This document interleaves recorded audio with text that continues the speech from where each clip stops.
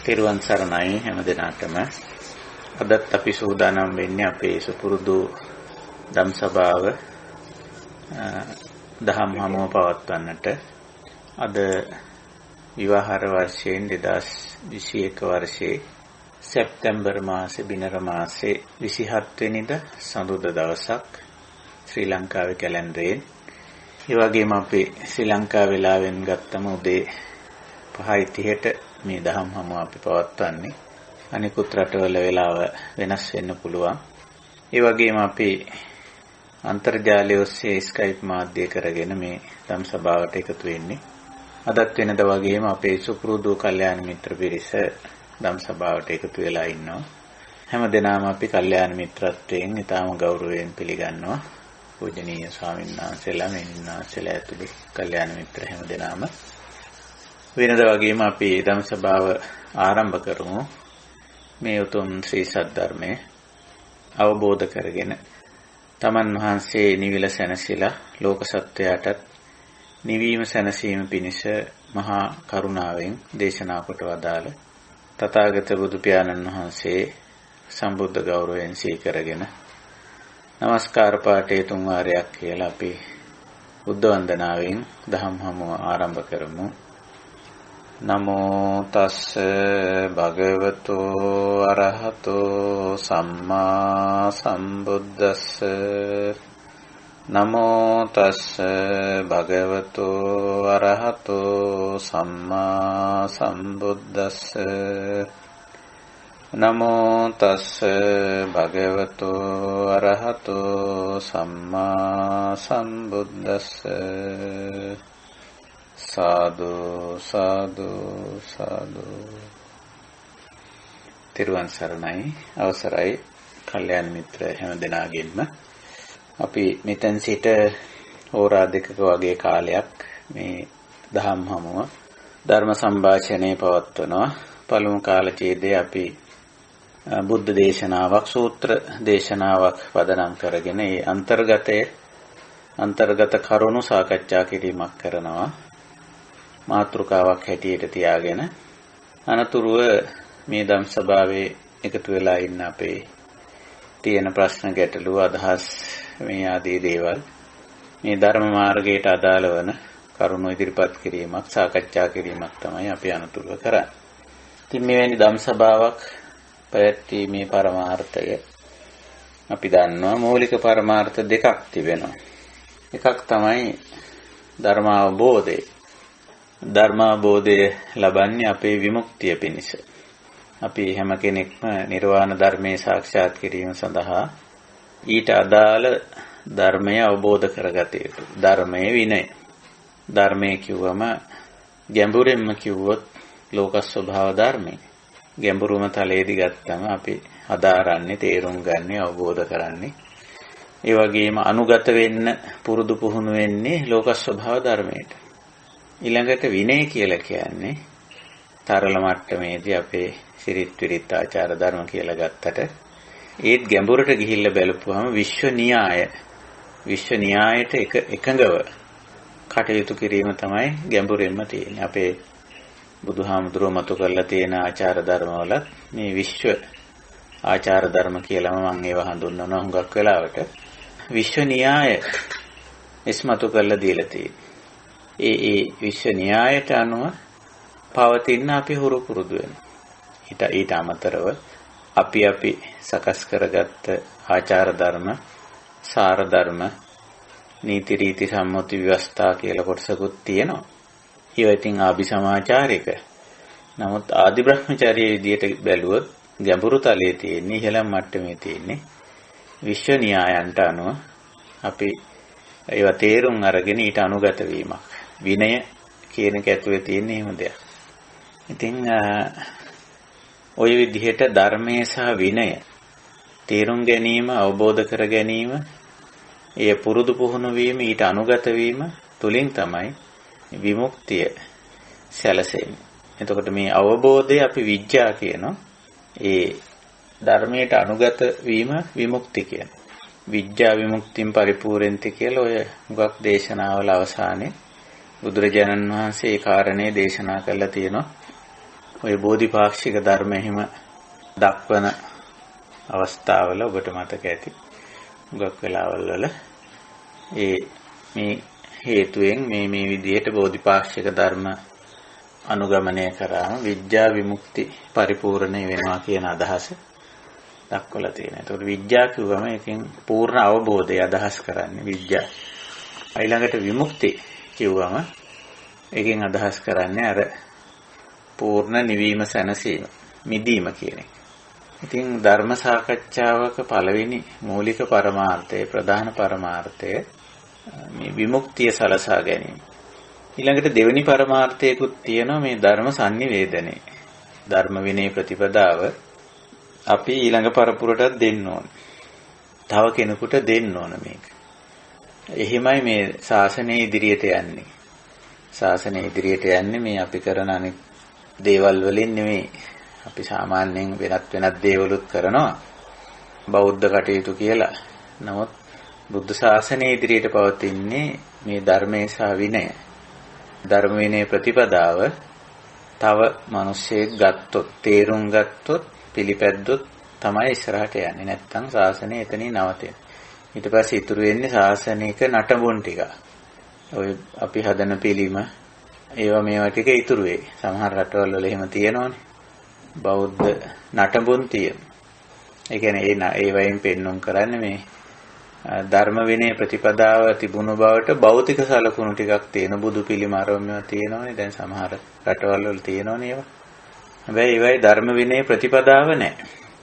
ඒක සම්පූර්ණයෙන්ම ගිලිහිලා මොකද මේ මිනිස්සුયો මිත්‍යා දෘෂ්ටික වෙලා මිත්‍යා ආචාරයන්ට වැටිලා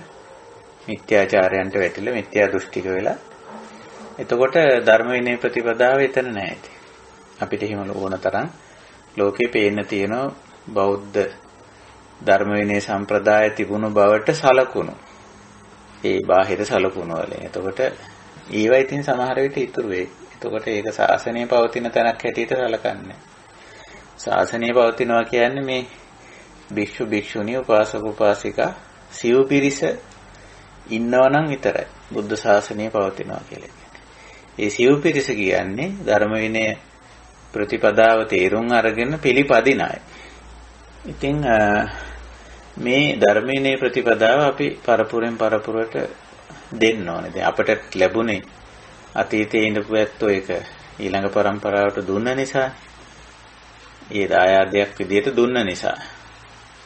ඉතින් ඔහොම ඇවිල්ලා තමයි දැන් අවුරුදු 2600කට විතර පස්සෙත් අපිට ලැබිලා තියෙන්නේ.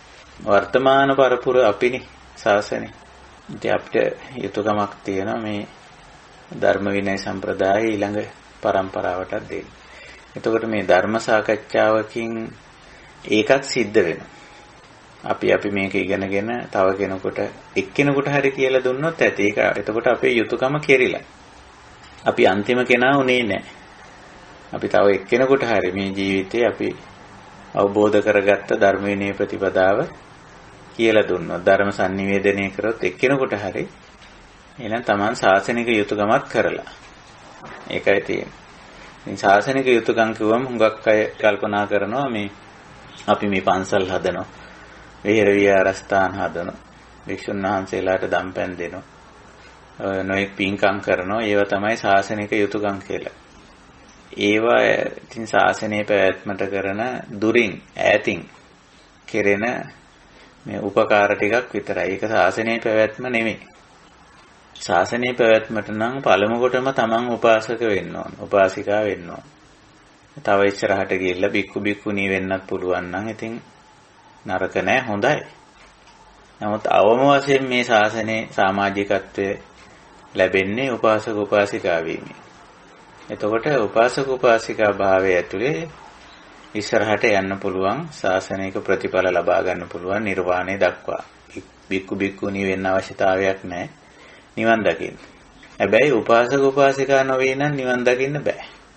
ඒකයි ස්වභාවය. ඉතින් අඩුම වශයෙන් උපාසක උපාසිකා වුණොත් අන්න එයා ශාසනයේ පැවැත්මට දායකත්වය ලබා දුන්නා වෙනවා.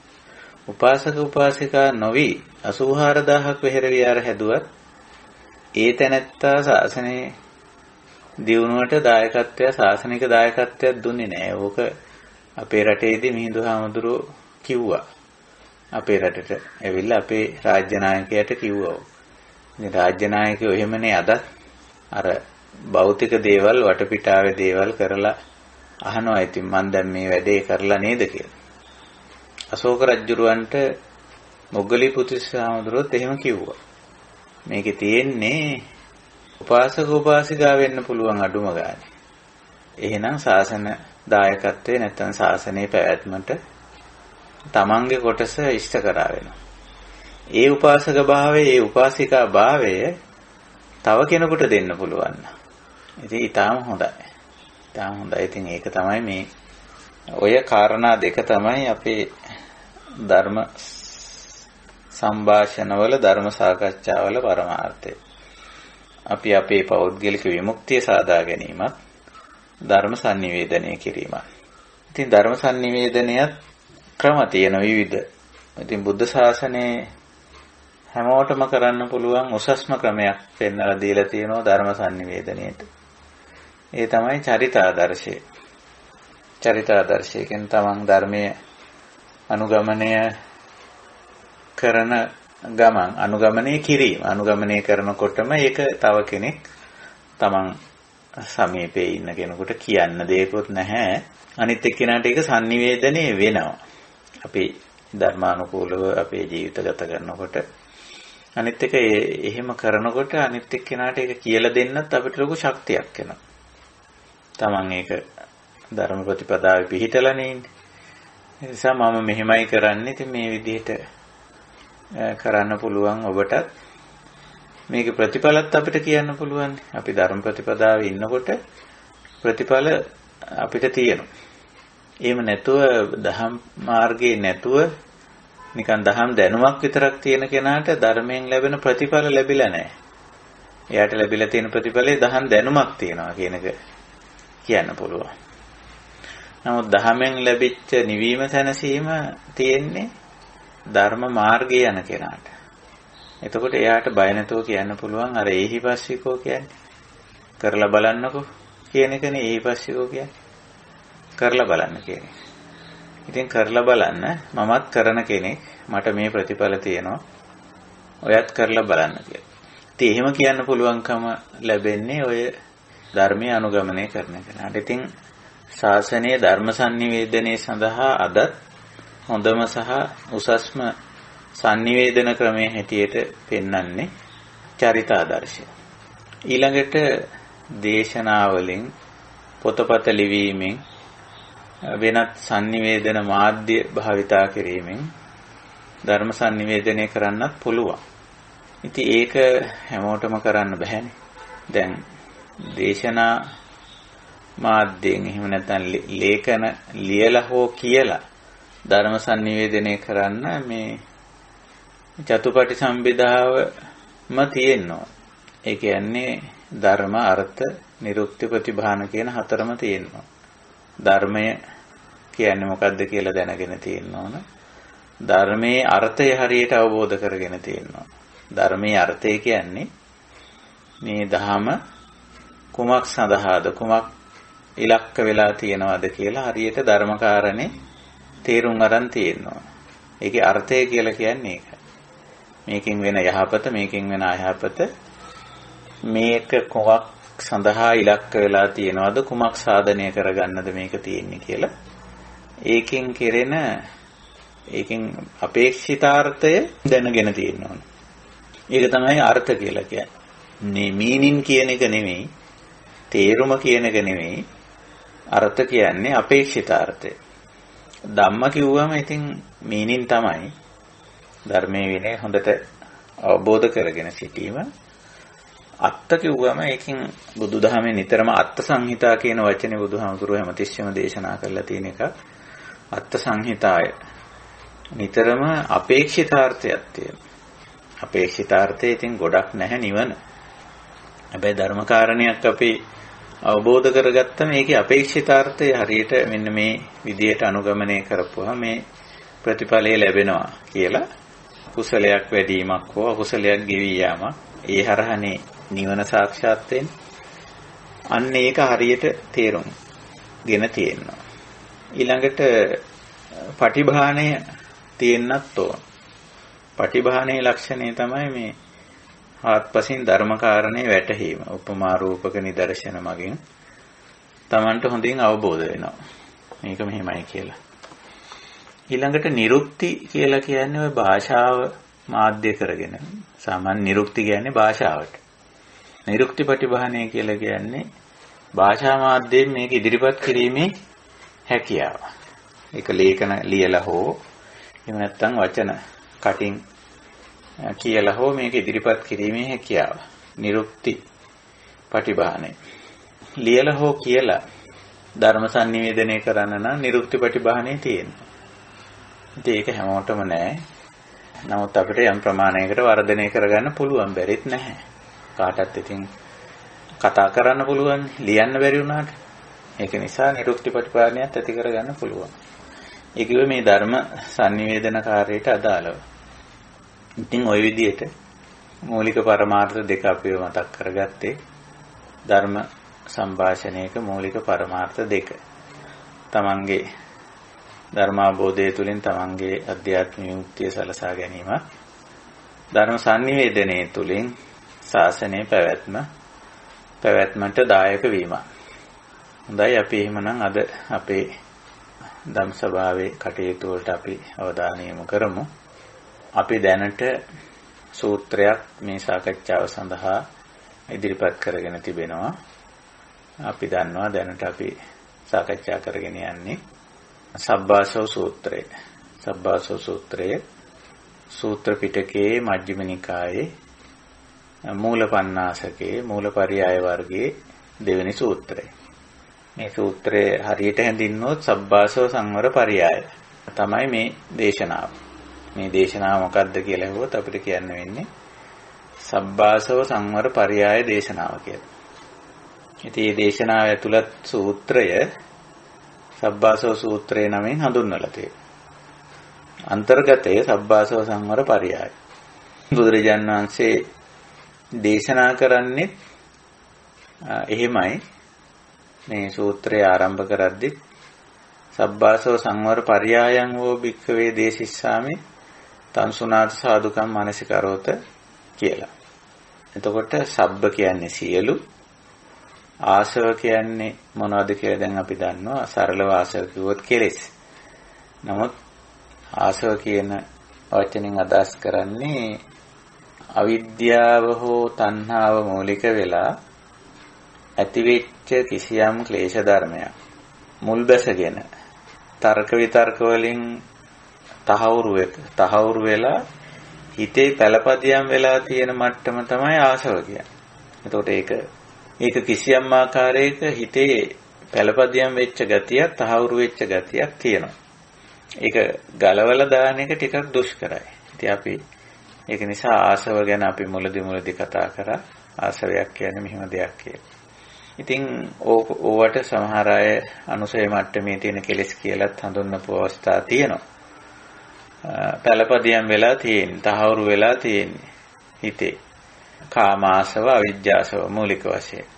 කාමාශාව පදනම් කරගෙන කාම සිතිවිලි, කාම වස්තු, කාමී ක්‍රියාවන් වලට සම්බන්ධව හිතේ තියෙන යම් අදහස්. ඉතින් ඒවා තහවුරු වෙලා තියෙන්නේ. එතකොට ආසව කියන කාමාසව.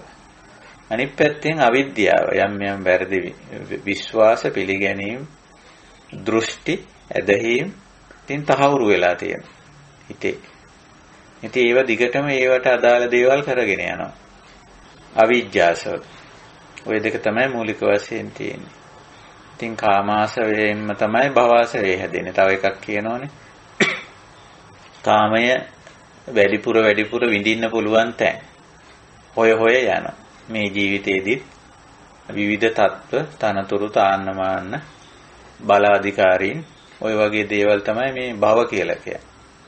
යම් තත්ත්ව, ස්ටේටස් ලෙවල්ස්. ඉතින් එහෙම ඒවා හොයනවා. එහෙම ඒවා පිළිබඳව හිතේ තියෙන ඒ තද බල කැමැත්ත භවාසව. සමහර විට මරණයෙන් පස්සෙත් ඒ වගේ තැනක් හොයනවා වෙන්න පුළුවන්. එතකොට ඒක අපිට පුනබ්බවාසව කියලා කියන්න පුළුවන්. ওই විදිහට භවආසවය තියෙනවා. කාමාසවයම නිසා ඇති වෙන එක. එතකොට අවිජ්ජාසවයේ සම්බන්ධ වෙලා දිට්ඨාසව කියලා තව ආසවයක් පෙන්නනවා. දිට්ඨ ආසවය කියලා කියන්නේ යම් දෘෂ්ටි මුල් බැස ගන්න ස්වභාවය. යම් විශ්වාසයන් හිතේ ඇති කරගන්න. විශේෂයෙන් මිත්‍යා දෘෂ්ටි තමයි එතන අදහස් කරන්නේ. දිට්ඨාසව කියනවා. ඉතින් ඒවත් මිනිස්යන්ගේ මේ අනවබෝධය නිසා වැරදි මතිමතාන්තර විශ්වාස පිළිගැනීම් හිතවල වුම තහවුරු වෙලා ආසව බවට පත් වෙලා තියෙනවා. එතකොට ඔය කාමාසව, භවආසව, දිට්ඨාසව, අවිජ්ජාසව වශයෙන් බෙදා දක්වලා තියෙන සියලු ආසව තමයි සබ්බාසව කියන්නේ. එතකොට සංවර කියලා කියන්නේ මේවා ඉවත් කිරීම, අයින් කිරීම, බැහැර කිරීම වගේ අර්ථයක් සංවර කියන්නේ. පරියාය කියන්නේ ඒ සඳහා දේශිත විවිධ ක්‍රමවලට පරියාය කියන්නේ. විවිධ ක්‍රම. එතකොට සබ්බ ආසව සංවර පරියාය.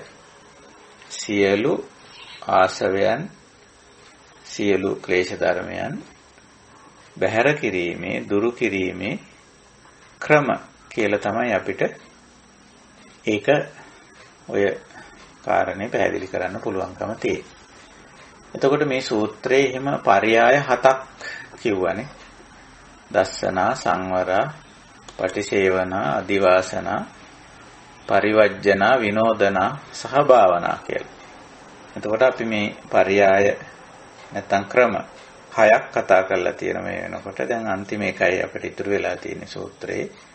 අපි ඒකට කියන්නේ භාවනා පරයය කියලා. දැන් භාවනා කියන වචනේ අදහස මේ ඇත්තෝ දන්නවා. ඒක දන්නවා හැමෝම. කුසල් වැඩිම කියන එකයි භාවනා කියන එකෙන් අදහස් කරන්නේ. එතකොට කුසල් කියන්නේ මොනවද කියලා කිව්වොත් මූලික ශේත්‍ර 3කට කුසල් ගොනු කරලා තියෙනවා. සීල, සමාධි, ප්‍රඥා කියලා. සීල කිව්වමත් අපි දන්නවා අර මම මුලින් මතක් කරා වගේ අපි විසින් සම්මත කරගත්ත යහපත් සිරිත් විරිත් නීති රීති සම්මුති ව්‍යවස්ථා තියෙනවා. මේ ලෞකික වශයෙන් ගත්තම ලෝකේ යහපැවැත්ම වෙනුවෙන් අපි එහෙම දේවල් සම්මත කරගෙන තියෙනවා. එහෙම කොටසක් තියෙනවා. අபிසමාචාර කියලා ඒවට කියනවා. පාලි භාෂාවෙන්. ඊළඟට අර මම කියපු විශ්ව න්‍යාය කියලා දෙයක් තියෙනවා. ඒක විශ්ව මට්ටමෙන්ම විශ්වාචාර ධර්ම පද්ධතියක් කියලා අපිට ඒවා කියන්න පුළුවන්. ඒක දැන අවබෝධ කරගෙන අනුගමනය කිරීම. ඉතින් ওই දෙකම අපේ විමුක්තිය සඳහා ඍජුවදායක වෙනවා. ආදි බ්‍රහ්මචර්ය ශික්ෂා යම් වක්‍රවදායක වෙනවා අபிසමාචාරික ශික්ෂා. ඒකයි බුදුරජාණන් වහන්සේ දෙකම සීල ශික්ෂාවට ඇතුළත් කරලා තියෙන්නේ. එතකොට මේ සීලය කියන්නේ කොමක්ද කියලා දැන කියාගෙන ඒකට සීලවන්ත වෙන්න දරන උත්සාහය, සීලේ පුරුදු පුහුණු වීම සීල භාවනා කියලා කියන්නේ. ඊළඟට සමාධි භාවනා කියලා කියන්නේ සමාධි කියන්නේ චිත්තාවේගීය අංශේ සංසුන් කර ගැනීම, තැම්පත් කර ගැනීම, පිරිසිදු කර ගැනීම. ඒකට සමාධි කියනවා. ඒකෙත් තියෙන පියවර දෙකක් පෙන්නනවා. සමත සමාධි සහ විපස්සනා සමාධි කියලා. සමත සමාධියදී අපි කරන්නේ අපේ චිත්තාවේග මෙල්ල කර ගැනීමක් විතරයි. පාලනය කර ගැනීමක්. කොටින් මේවා ක්‍රියාත්මක මට්ටමට එන්න නොදී තියාගන්න. ඔකට අපි කියන්නේ යටපත් කරගන්නවා කියලා. නීවරණ යටපත් කරගන්නවා කියලා වගේ ඔහොම යෙදුමක් අපේ විවහාරයේ තියෙනවා. සමතෝ. ඊළඟට මේ සමත කරගත්ත කෙනෙකුට පුළුවන්කම තියෙනවා තමන්ගේ චිත්තාවේග දිහා බලන්න. ඒකට චිත්තානුපස්සනා කියලා කමටහනකුත් බුදුරජාණන් වහන්සේ පෙන්නලා තියෙනවා. අර දැන් මේක වචනෙන් සහ කායික වශයෙන් මේක ක්‍රියාත්මක වෙන්නේ නැහැ. හිතේ විතරයි තියෙන්නේ. සිතවිල්ලක්, අදහසක්, විශ්වාසයක්, පිළිගැනීමක් විදිහට තියෙනවා. එතකොට ඒක දිහා බලන්න පුළුවන්කම තියෙනවා අර සමතේටපත් වෙච්ච කෙනාට. බලලා ඒ සිතවිල්ල අපි හිතමු අකුසල සිතවිල්ලක් නම් ඒකේ ආදීනව හොඳට විමසලා ඒ සිතවිල්ල බැහැර කරන්න පුළුවන්කම තියෙනවා. එතකොට අකුසල සිතවිලි බැහැර වීමෙන් එක පැත්තකින් චිත්ත පාරිශුද්ධිය ඇති වෙනවා. අනෙක් පැත්තෙන් කලබල වෙන්නට හේතු, හිත කලබල වෙන්නට, හිත නොසන්සුන් වෙන්නට, තැති ගන්න, බය වෙන්න, කලබල වෙන්න, නොසන්සුන් වෙන්න තියෙන හේතු ටික අයින් වෙලා තියෙන්නේ දැන්.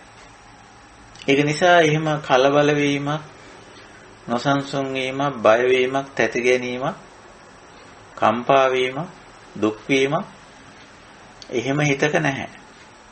ඒ මට්ටම හඳුන්වනවා විපස්සනා සමාධිය කියලා.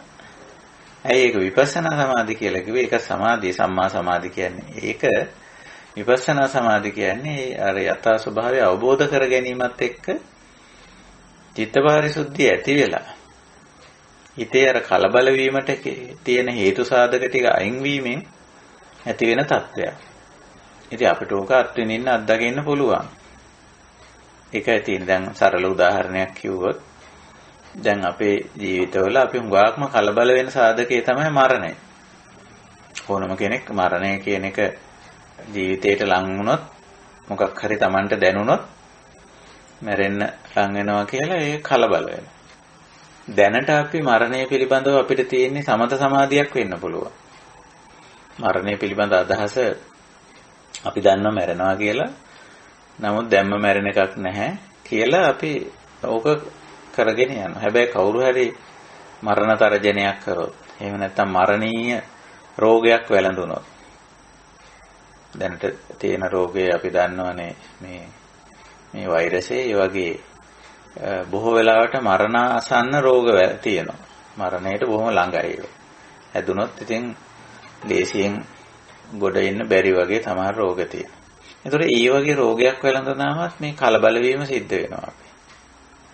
ඒ මොකද අර මරණය ධර්මතාවයක් හැටියට ගැඹුරින් අවබෝධ කරගෙන නැහැ.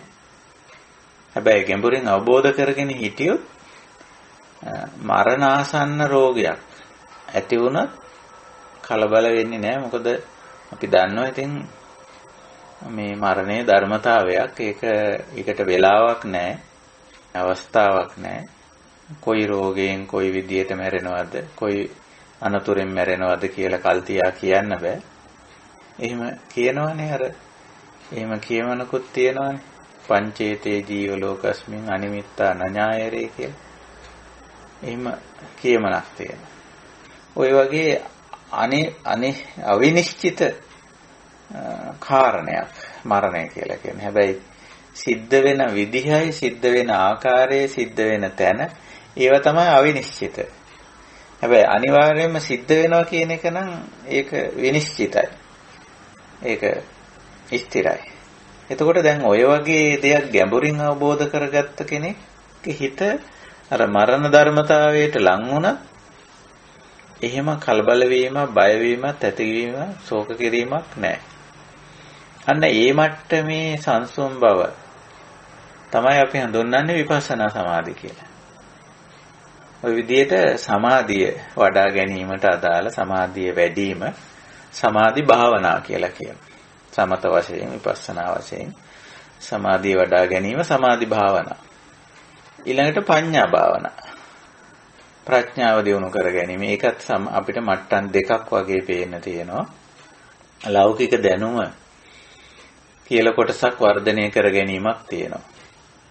භාෂා ශාස්ත්‍ර විද්‍යාවන් හැදෑරීම හරහා අපි යම්කිසි ඥාන පද්ධතියක් එකතු කරගෙන තියෙනවා. දැනුම් කියලා අපි ඒකට සාමාන්‍යයෙන් knowledge කියලා කියන්නේ ඉංග්‍රීසියෙන්. අපි දැනුම කියනවා. බහුශ්‍රృతභාවය කියලාත් ඕකට කියනවා සාමාන්‍යයෙන්. දන්නවා කියන එක. ලෞකික දේවල් පිළිබඳව විශේෂ දැනුමක් තියෙනවා. ඒවා හසුරවන්න පුළුවන් ඒ හැකියාව. ඒක මෙතෙන්ට ගණනය වෙන්නේ නැහැ අපේ. පඤ්ඤා කියන එකට අන්තර්ගත වෙන්නේ නැහැ ඒක. පඤ්ඤාවලට අන්තර්ගත වෙන්නේ ප්‍රධාන වශයෙන්ම මේ නිවන් මාර්ගට උපකාරී වෙන දේවල්. කොටින්ම අර මුලින් කියපු දේවල් දෙක ගැන, සීලයයි සමාධියයි ගැන දැනුම. ඉතින් එතෙන්දී අර මූලික මට්ටමේදී ගත්තොත් ආචාර ධර්මීය පැත්ත පිළිබඳව ආචාර ධර්මීයංශය පිළිබඳ දැනුම. දැන් මොන විෂය ඉගෙනගෙන තිබුණත් මොන ශිල්පය මොන ශාස්ත්‍රය මොන විද්‍යාව ඉගෙනගෙන තිබුණත් ඊට අදාළ ආචාර ධර්ම පද්ධතියක් තියෙනවා. ඒක ඇතුලේ හොඳ නරක පිනපව කලියොත් නොකලියොත් සදාචාරය දුරාචාරය කියලා දෙයක් තියෙනවා. අන්න ඒක අවබෝධ කර ගැනීම තමයි පඤ්ඤාවල පළවෙනි පියවර. ඊට පස්සේ තවත් එහාට ගියාම තියෙනවා මේ සියලු නාම රූප ධර්ම වල යථා ස්වභාවය අවබෝධ කර ගැනීම කියලා මට්ටම. මේ මට්ටම පඤ්ඤා නෙමෙයි අභිඥා පරිඥා වශයෙන් හඳුන්වලා තියෙනවා. එතකොට පඤ්ඤා අභිඥා පරිඥා වශයෙන් මේ ඥානන ක්‍රියාව නැත්නම් ඥානන කුසලතාවයේ වර්ධනය කිරීමක් තියෙනවා. ඒකට කියන්නේ පඤ්ඤා භාවනා කියලා. ওই විදිහට භාවනා කිව්වම අපිට පැහැදිලිව, ඊටාම පැහැදිලි මොකද්ද බුදුදහමේ භාවනා කියන්නේ කියලා. සීල භාවනා, සමාධි භාවනා, පඤ්ඤා භාවනා. ওই විදිහට භාවනා කියන්නේ දැන් අපිට තේරෙනවා කුසල් වැඩිම කියලා. එහෙමයි. එතකොට අද අපේ සාකච්ඡාව මේ භාවනා සංවර පරියාය ගැන. එතකොට භාවනා සංවර පරියායක් උගන්වන්නේ අපි ඇතැම් කුසලතා වර්ධනය කරගෙන නැති වුණා.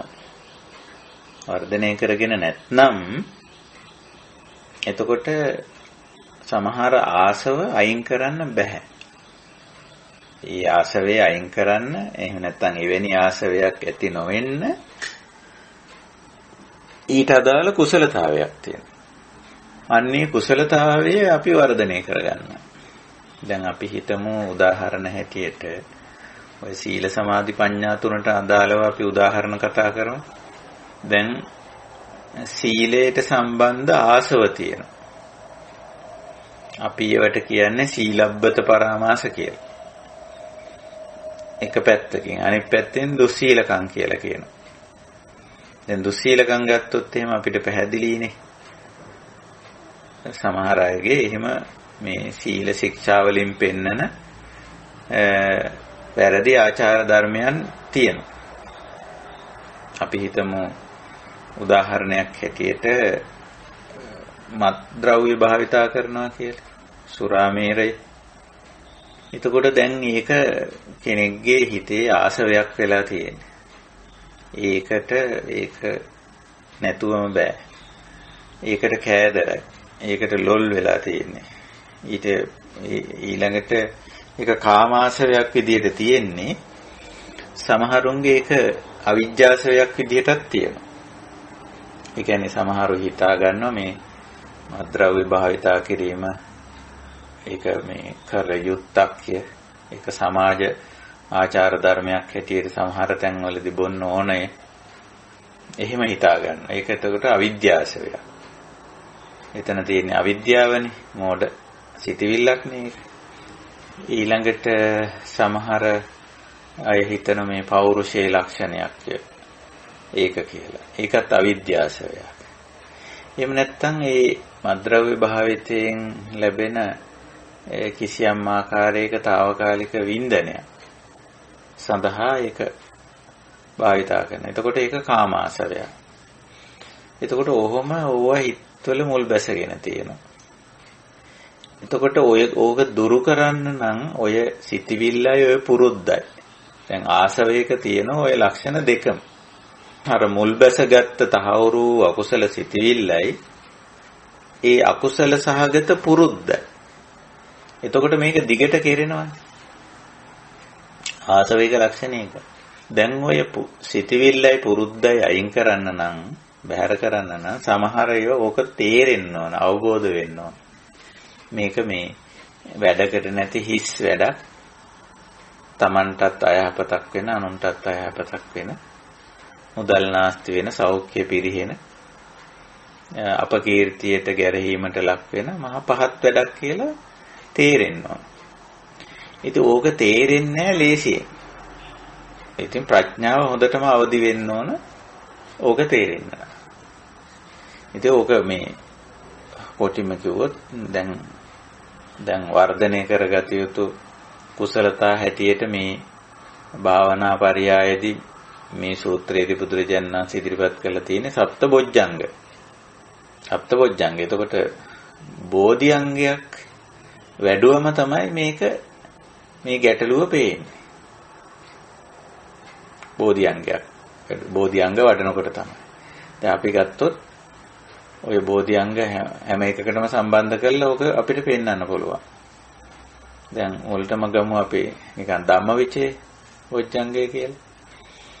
එතකොට ධම්මවිචේ කියන්නේ ඒකේ තියෙන විචය ලක්ෂණය මූලික වශයෙන් සොයන විමසන ගතිය තියෙන්නේ. එතකොට බෝධිඅංගයක් හැටියට ඒක ගත්තොත් නිවන ඉලක්ක කරලා දුකෙන් මිදීම දුක්ඛ සමුදය දුක්ඛ නිරෝධ කියන දෙකට සම්බන්ධ කරලා තමයි විමසුම් නුවණ යොදන්නේ. මේකෙන් දුක ඇති වෙන්නේ කොහොමද? දුක නැති වෙන්නේ කොහොමද? එතකොට ඒ විමසුම් නුවණ තියෙන එක්කෙනාට පේන්න පටන් ගන්නවා මේ මද්ද්‍රව්‍ය භාවිතා කිරීම දුකෙන් මිදීමට නෙමෙයි හේතු වෙන්නේ දුක්ඛ සමුදය දුක ඇතිවීමට හේතු වෙනවා කියන අවබෝධය එනවා. අන්න එතෙන්ට ආවම තමයි එයා විරියවලට එන්නේ. අතහැර දාන්න. uppannānaṁ akusalaṇaṁ dhammānaṁ pahānāya චන්දං ජනේති වායමති විරියං ආරභති චිත්තං පග්ගණ්ණාති පදහති. සම්මා වායාමේ සම්මප්පදානේ. එතෙන්ට එනවා එතකොට අතහැරලා දානවා. මේක යාටම තේරෙනවා දුක්ඛ සමුදයට මිසක දුක්ඛ නිරෝධයට හේතු වන්නේ නැහැ කියලා. ඉතින් එතකොට එයාම අතහැරලා දානවා.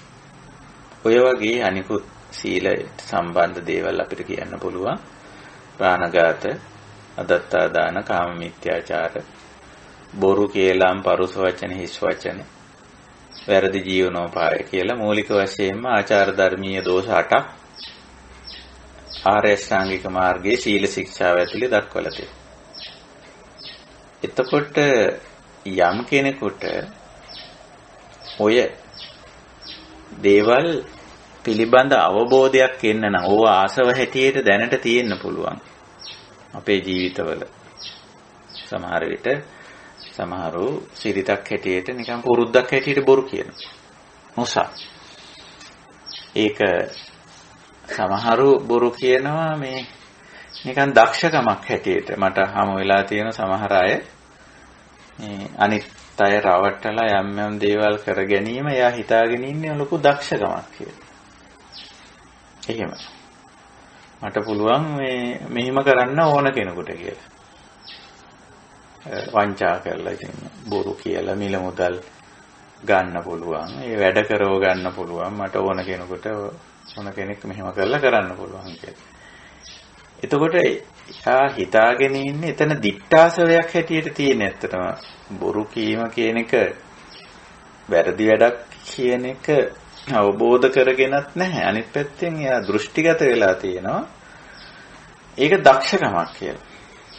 මට පුළුවන් ඕන කෙනෙක් මෙහෙම කරන්න කියලා. එතකොට එයා හිතාගෙන ඉන්නේ ඒක එයාගේ දක්ෂකමක් කියලා. තව කෙනෙක්ව මේ රවට්ටල ඕන දෙයක් කරන්න. තවත් සමහර අය අපිට හමු වෙලා තියෙනවා මේ අනිත් අය රවට්ටල සතුටු වෙනවා. ඉතින් අනිත් අය රැවටීමටපත් වුණාන් පස්සේ ඒගොල්ලෝ අපහසුතාවයටපත් වෙලා ඒ ඇති වෙන අපහසුතාවය දැකලා සතුටු වෙනවා.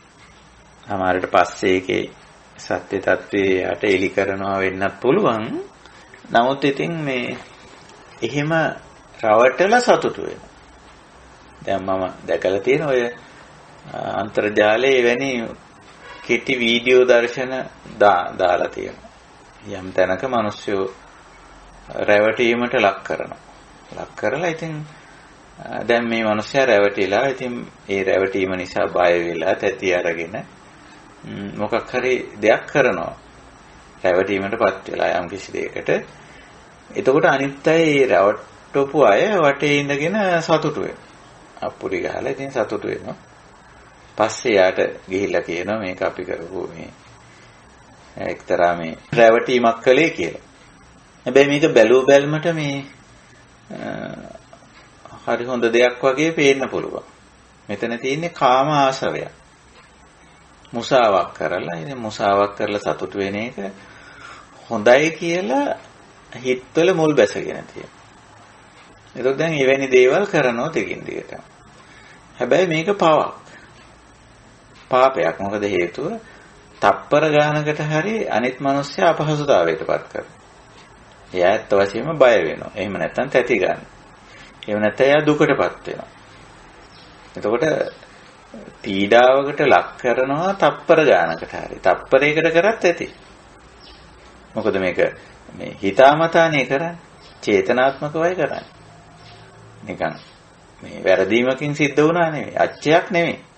කෙලිම අපරාධයක්. දැන් අච්චය සහ අපරාධ කියන දෙකේ වෙනස ඕක. අච්චය කියන එකේදී හිතලා මතලා කරන දෙයක් නෙමෙයි කෙරිච්ච දෙයක්. කෙරිච්ච දෙයක් ප්‍රමාද දෝෂයකින් වෙච්ච දෙයක්. ඉතින් ඒකට අපිට ඒක පාපයක් වෙන්නේ නැහැ. වේදනීය කර්මයක් වෙන්නේ නැහැ ඒක. නමුත් අපරාධ කියන එකෙන් අදහස් කරන්නේ හිතාමතා අනිකා රැවට්ටුවා. රවට්ටලා මේ යා අපහසුතාවයටපත් වෙනවා බලාගෙන ඉඳලා සතුටු.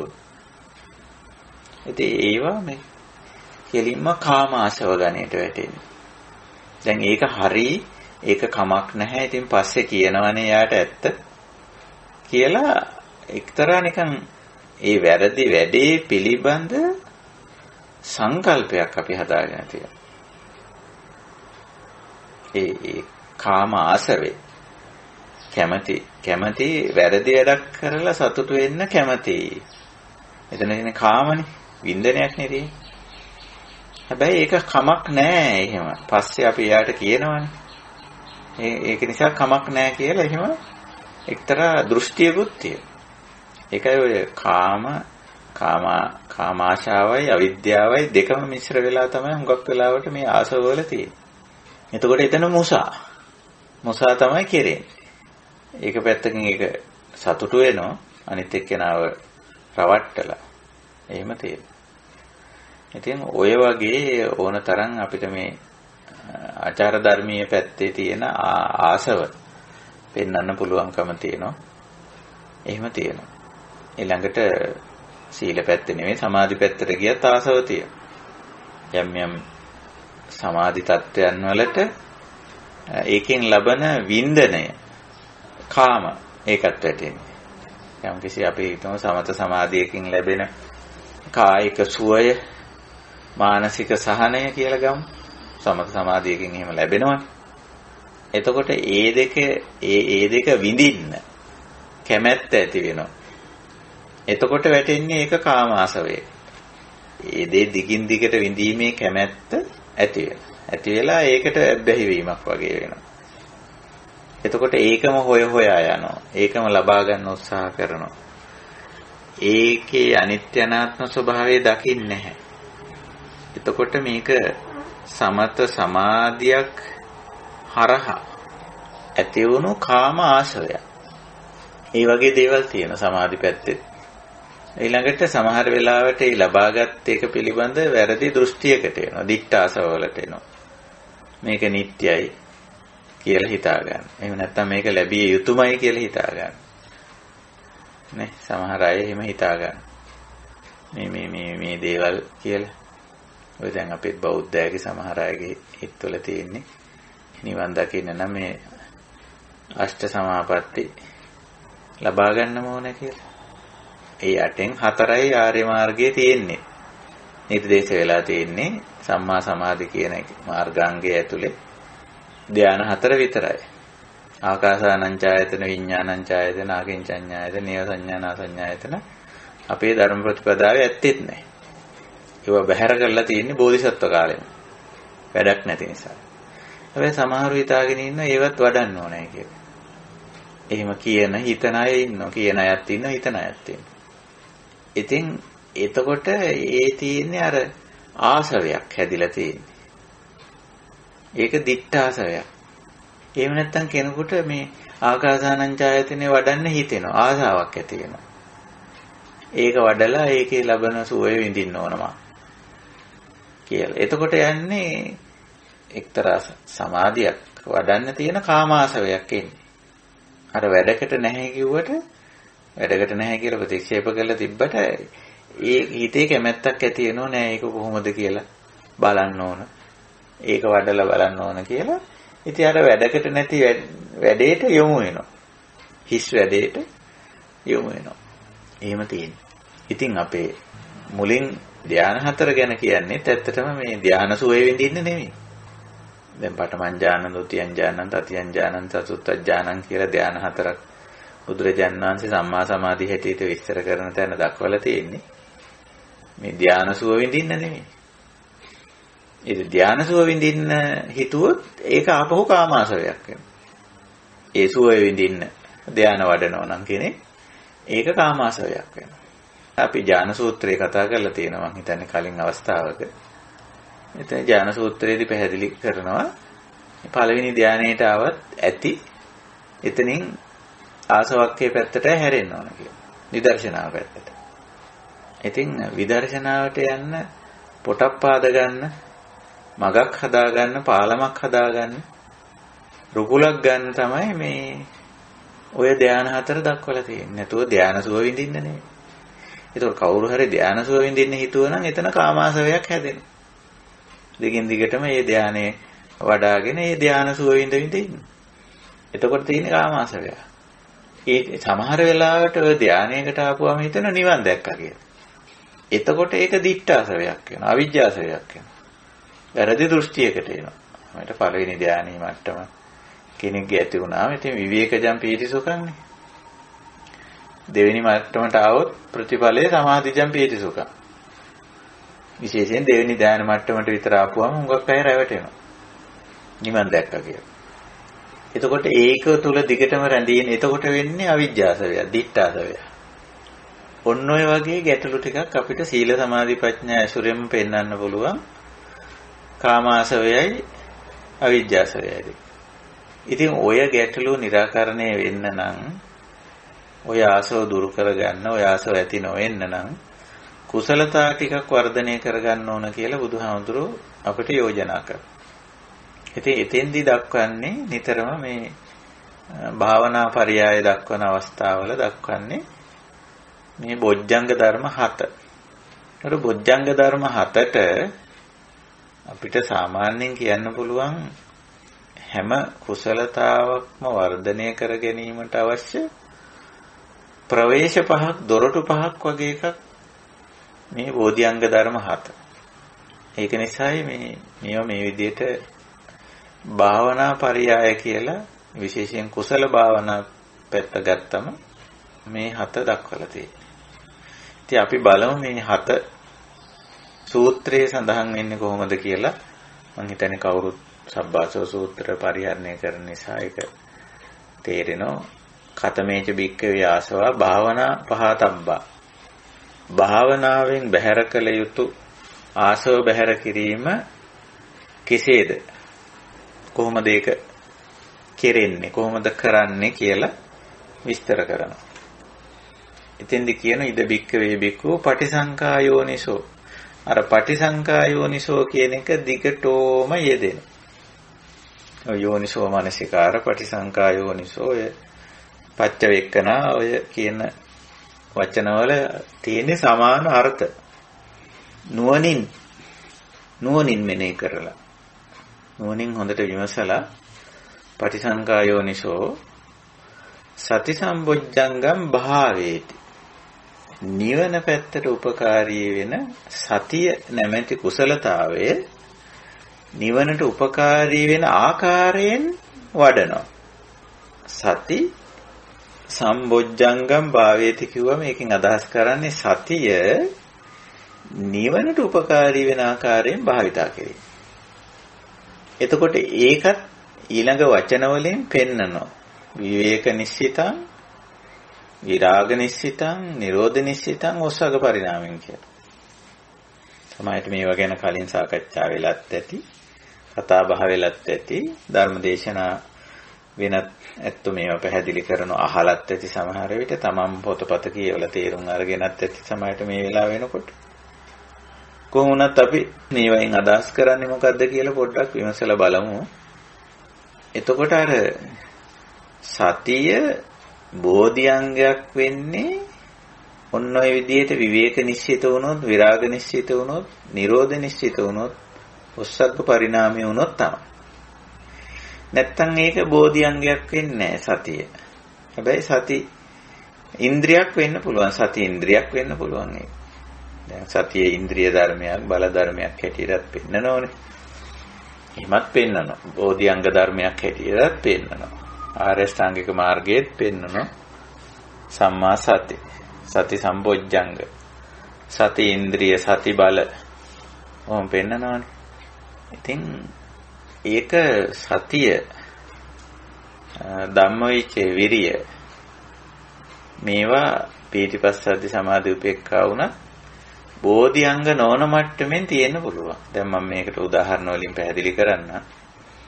පළවෙනි බෝධිඅංග, පළවෙනි මේ බෝධිඅංග තුනේ කියවෙන්නේ සති, ධම්මවිචේ විරිය. හැබැයි අපි ඔගේ බෝධිඅංග කියන කොටස පැත්තකින් තියලා සති, ධම්මවිචේ විරිය කියන තුන ගත්තොත් ඒවා සාමාන්‍යයෙන් මිනිස්සු ළඟ තියෙනවා, හැම සත්වයක ළඟම තියෙනවා. සති කිව්වා මේකෙන් අදහස් කරන්නේ අවධානය යොමු වීම, මූලික වශයෙන් අරමුණට අවධානය යොමු වීම සහ යොමු කිරීමේ හැකියාව. දැන් හැම සත්වයකටම තියෙනවා අරමුණට අවධානය යොමු වෙන ගතියක්. ඒ වගේම අරමුණට අවධානය යොමු කිරීමේ හැකියාවකුත් තියෙනවා. නැත්තම් අවදි වෙන ගතියයි, අවදි වෙන්න පුළුවන් හැකියාවයි කියලා අපි ඔක ගමු. ඊළඟට එම අරමුණ පිළිබඳ කිසියම් සෝදිසිමත් බවක් ඇති වෙනවා. එහෙම නැත්තම් සෝදිසිමත් කරන්නත් පුළුවන්, සෝදිසිමත් වෙන්නත් පුළුවන් හිතාමත. ඒකයි ධම්මවිචය. විරිය කිව්වම ඒ අරමුණත් එක්ක එක්තරා ප්‍රමාණයකට ගනුදෙනුවක් ආරම්භ වෙනවා. ආරම්භ ධාතු. සමහර විට ඒ ගනුදෙනුව ටිකක් ඉස්සරහට යනවා වෙන්නත් පුළුවන්. නික්කම ධාතු. ඊළඟට එක්තරා විදියක ඒකත් එක්ක පොරබැදීමක්, පරක්කම ධාතුත් තියෙන පුළුවන්. ඔක සාමාන්‍යයෙන් තියෙනවා. මම ඕක සරලවම ස්වභාවික සංසිද්ධියක් ඇතුලෙන් පෙන්නන්නම්. ඒකත් ඉස්සරලා පෙන්නන්නම් මේක කොච්චර ස්වභාවිකද කිව්වොත් සාමාන්‍යයෙන් තිරිසන් සත්වයන්ගේ ජීවිතයකින් මම ඔක් කියන්නම්කෝ. අපි හිතමු මාංශ භක්ෂක සත්වයෙක් ඉන්නවා. මාංශ භක්ෂක සත්වයන් සිටීම ස්වභාවිකයි. ඒක සබාධමේ ධර්මතාවය. එතකොට ඔය මාංශ භක්ෂක සත්වයෙක් මොම ඉන්නකොට එයා සාමාන්‍යයෙන් එයා ආහාරයට ගන්න වෙනත් සත්වයෙක් ඇවිදගෙන යනවා. අපි හිතමු ඈතින්. දැන් මොකද වෙන්නේ? මේ මාංශ භක්ෂකයාගේ අවධානය යොමු වෙනවා අර සතා කෙරේ. අපි හිතමු මේ මාංශ භක්ෂකයා කොටියෙක් කියලා. අර සතා මුවෙක් කියලා හිතමු. ඈතින් මුවෙක් ඇවිදගෙන යනවා. එතකොට කොටියාගේ අවධානය යොමු වෙනවා. එක්තරා විදියක කොටියා අවදිමත් වෙනවා මුවා පිළිබඳ. සාවධාන වෙනවා. එතකොට මේක හිතාමතා කරපු දෙයකට වඩා මෙතන තියෙන්නේ පටිච්ච සමුප්පන්න ධර්මයක්. මොකද්ද? මේ සතා කොටිය මාංශ භක්ෂකයෙක්. එතකොට මේ මාංශ භක්ෂක සතුන් විසින් අල්ලාගෙන කන සත්වයෙක් තමයි මුවා කියලා කියන්නේ. දැන් මාංශ භක්ෂකයොත් හැම සතාම අල්ලගෙන කන්නේ නැහැ.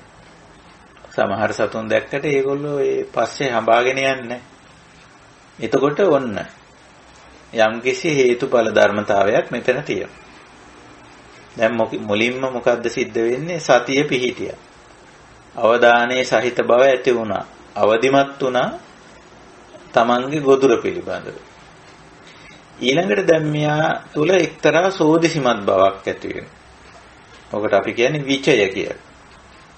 විචය, ධම්ම විචය කියන්න පුළුවන් එතන. මොකද හේතුව අර ධර්මතාව පිළිබඳ සෝදිසිමත් වීම.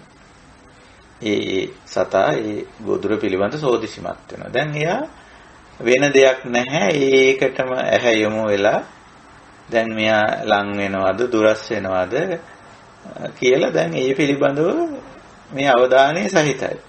ඒ වගේම සෝදිසිමත්. ඊළඟ පියවරක් යනවා විරිය. යම් උත්සාහයක් දරනවා මේ සතා.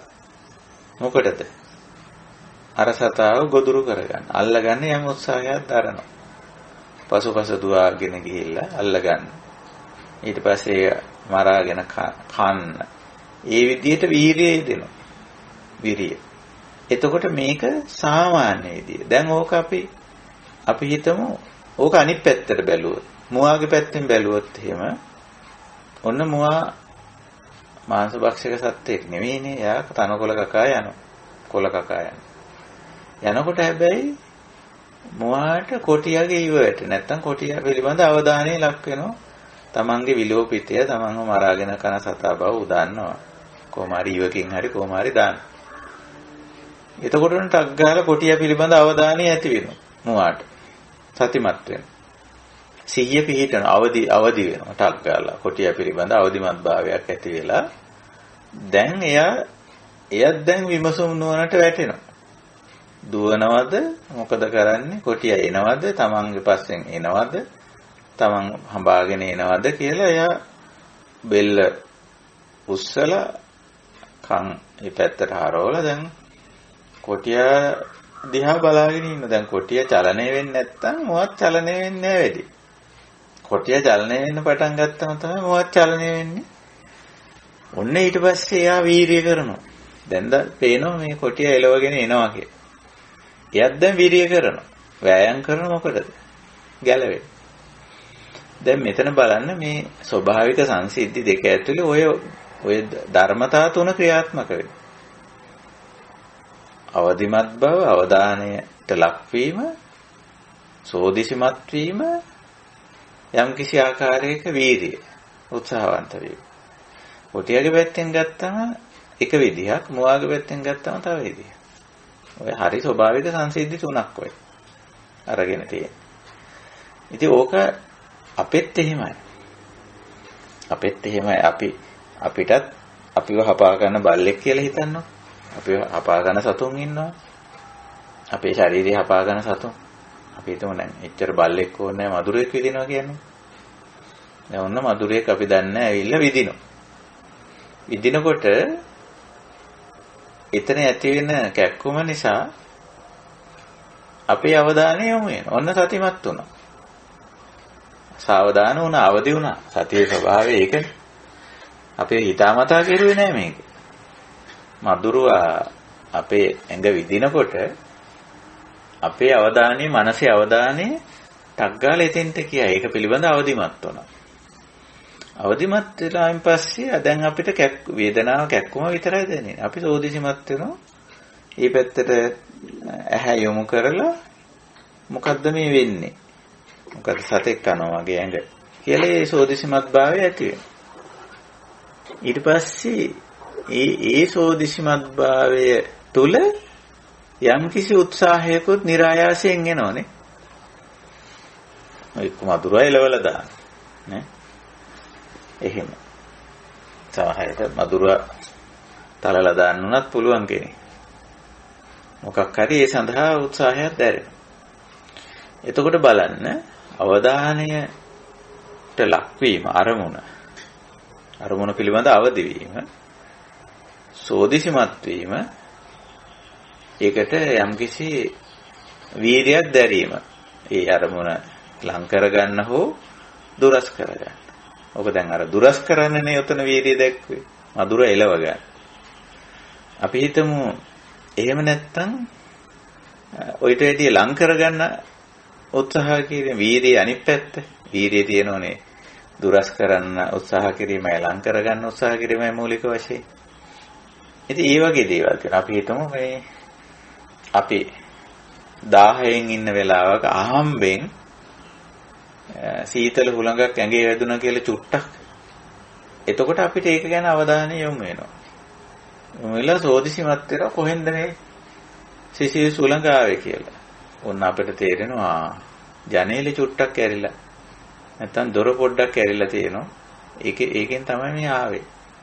ඉතින් ඒකෙන් ආපු සිසිල් හුළඟ ඇඟේ වැදිලා සෝයක් දැනුණා.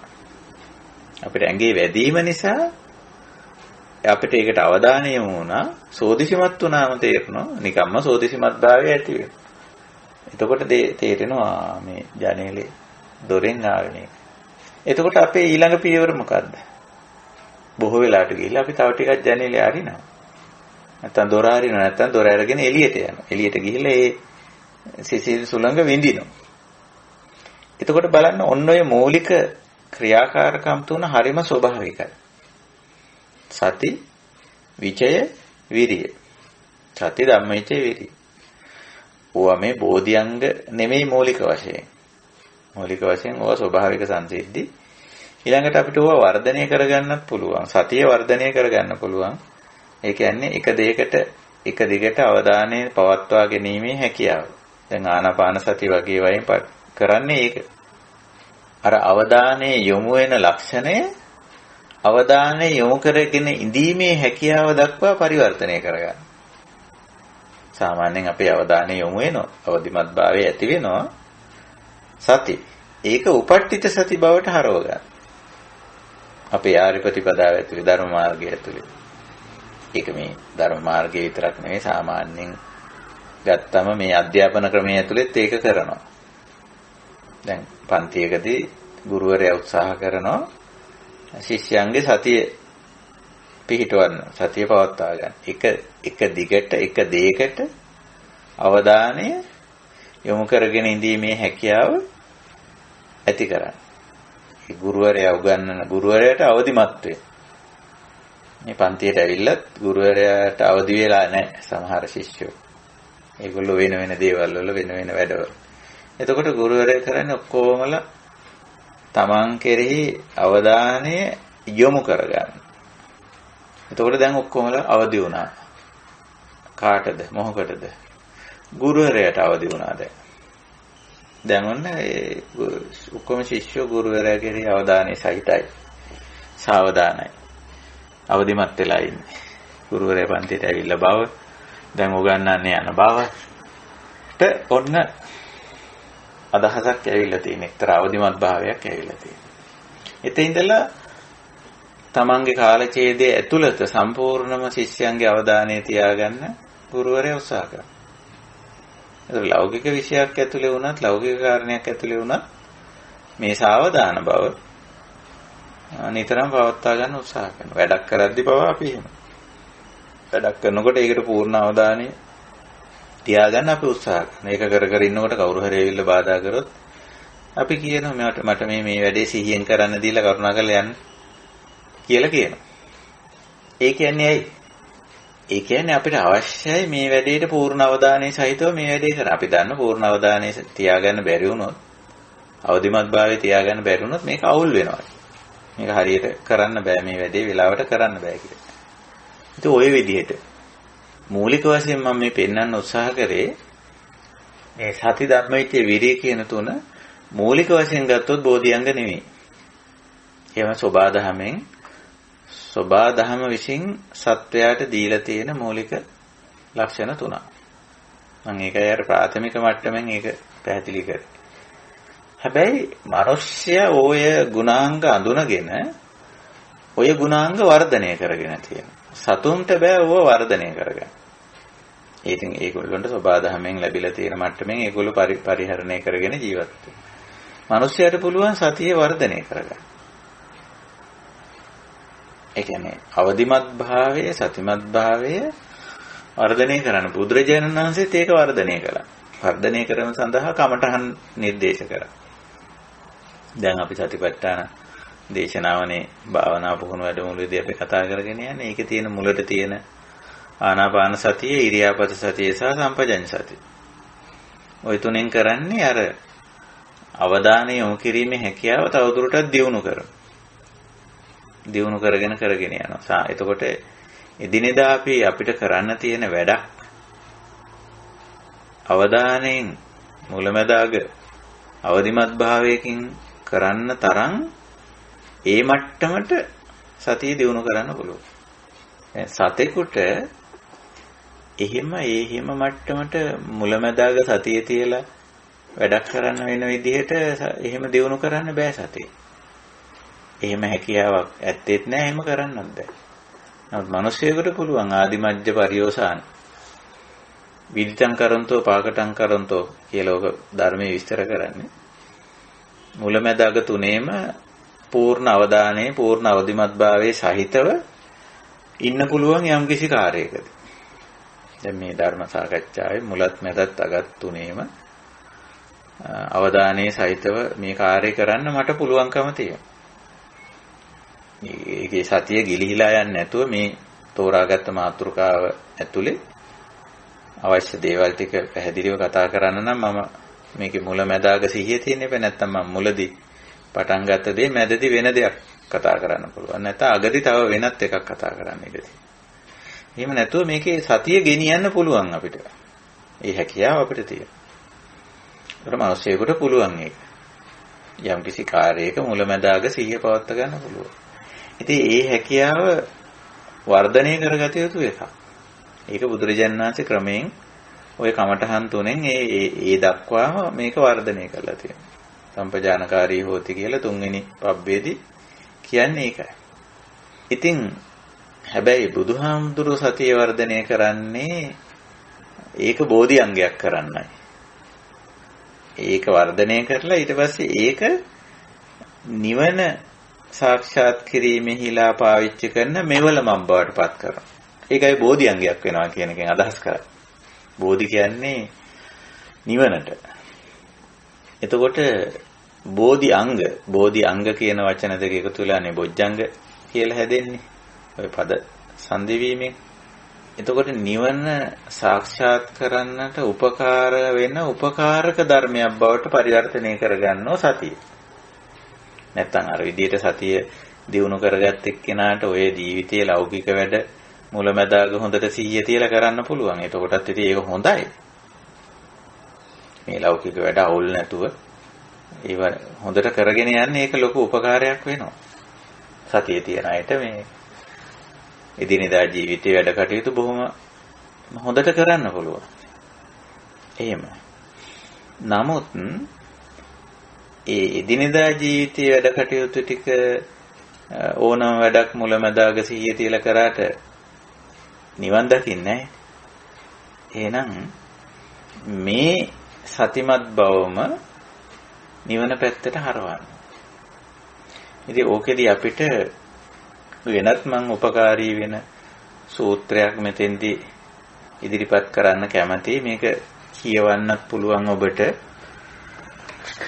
මේ සූත්‍රය තුලත් වෙලා තියෙන්නේ සංයුත්ත නිකාය. සූත්‍ර පිටකයේම අපි දන්නවා දීඝනිකාය පළවෙනි කොටස, මජ්ක්‍ධිම නිකාය දෙවෙනි කොටස, තුන්වෙනි කොටස සංයුත්ත නිකාය. සංයුත්ත නිකාය ආපහු කොටස් 5කට බෙදලා තියෙනවා. සගතා වග්ග, නිදාන වග්ග, කන්ද වග්ග, සලායතන වග්ග, මහා වග්ග කියලා. ඒකේ අර පස්වෙනි කොටස අපි හඳුන්වන්නේ මහා වර්ගය කියලා. මහා වර්ගයට ගියාම අපිට හමු වෙනවා බොජ්ජංග සංයුත්තේ කියලා කොටසක්.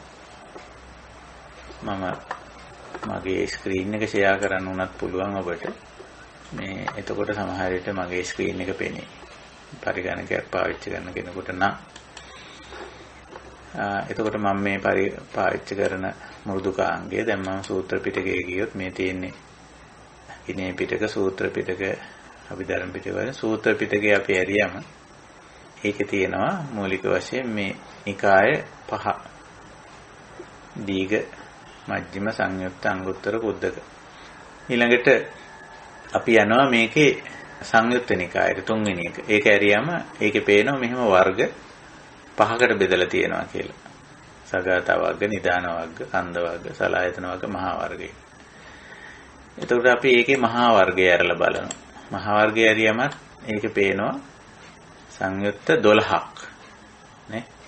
12න් අපි දෙවෙනි එක තමයි මේ බොජ්ජංග අපි කතා කරන මාතෘකාවට අයිති වෙන්නේ. අද අපේ සාකච්ඡාව බෝධිඅංගනේ, බොජ්ජංගනේ. ඒකට. ඉතින් බොජ්ජංග සංයුත්තේ ඇරලා බලපුවාම ඒකෙත් ආපහු වර්ග කරලා තියෙනවා 18ක්. වර්ග 18ක් තියෙනවා. ඒ 18න් පළවෙනි වර්ගය ඇරලා බලපුවාම පබ්බත වර්ගයේ දෙවෙනි සූත්‍රය කාය සූත්‍රය. ක්ලික් කරපුවාම මේ පැත්තෙන් සූත්‍රය ඇරලා පෙන්නනවා. ඔබට පේනවා මගේ ස්ක්‍රීන් එක.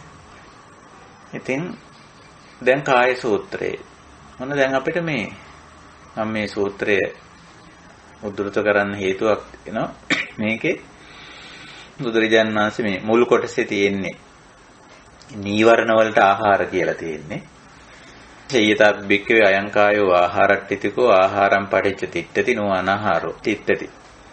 ඒක නිදර්ශනයක්, උපමාවක්. මේ ශරීරයේ ආහාර නිසා තියෙනවා, ආහාර නැත්තම් පවතින්නේ නැහැ කියන එක නිදර්ශනයක්, උපමාවක්.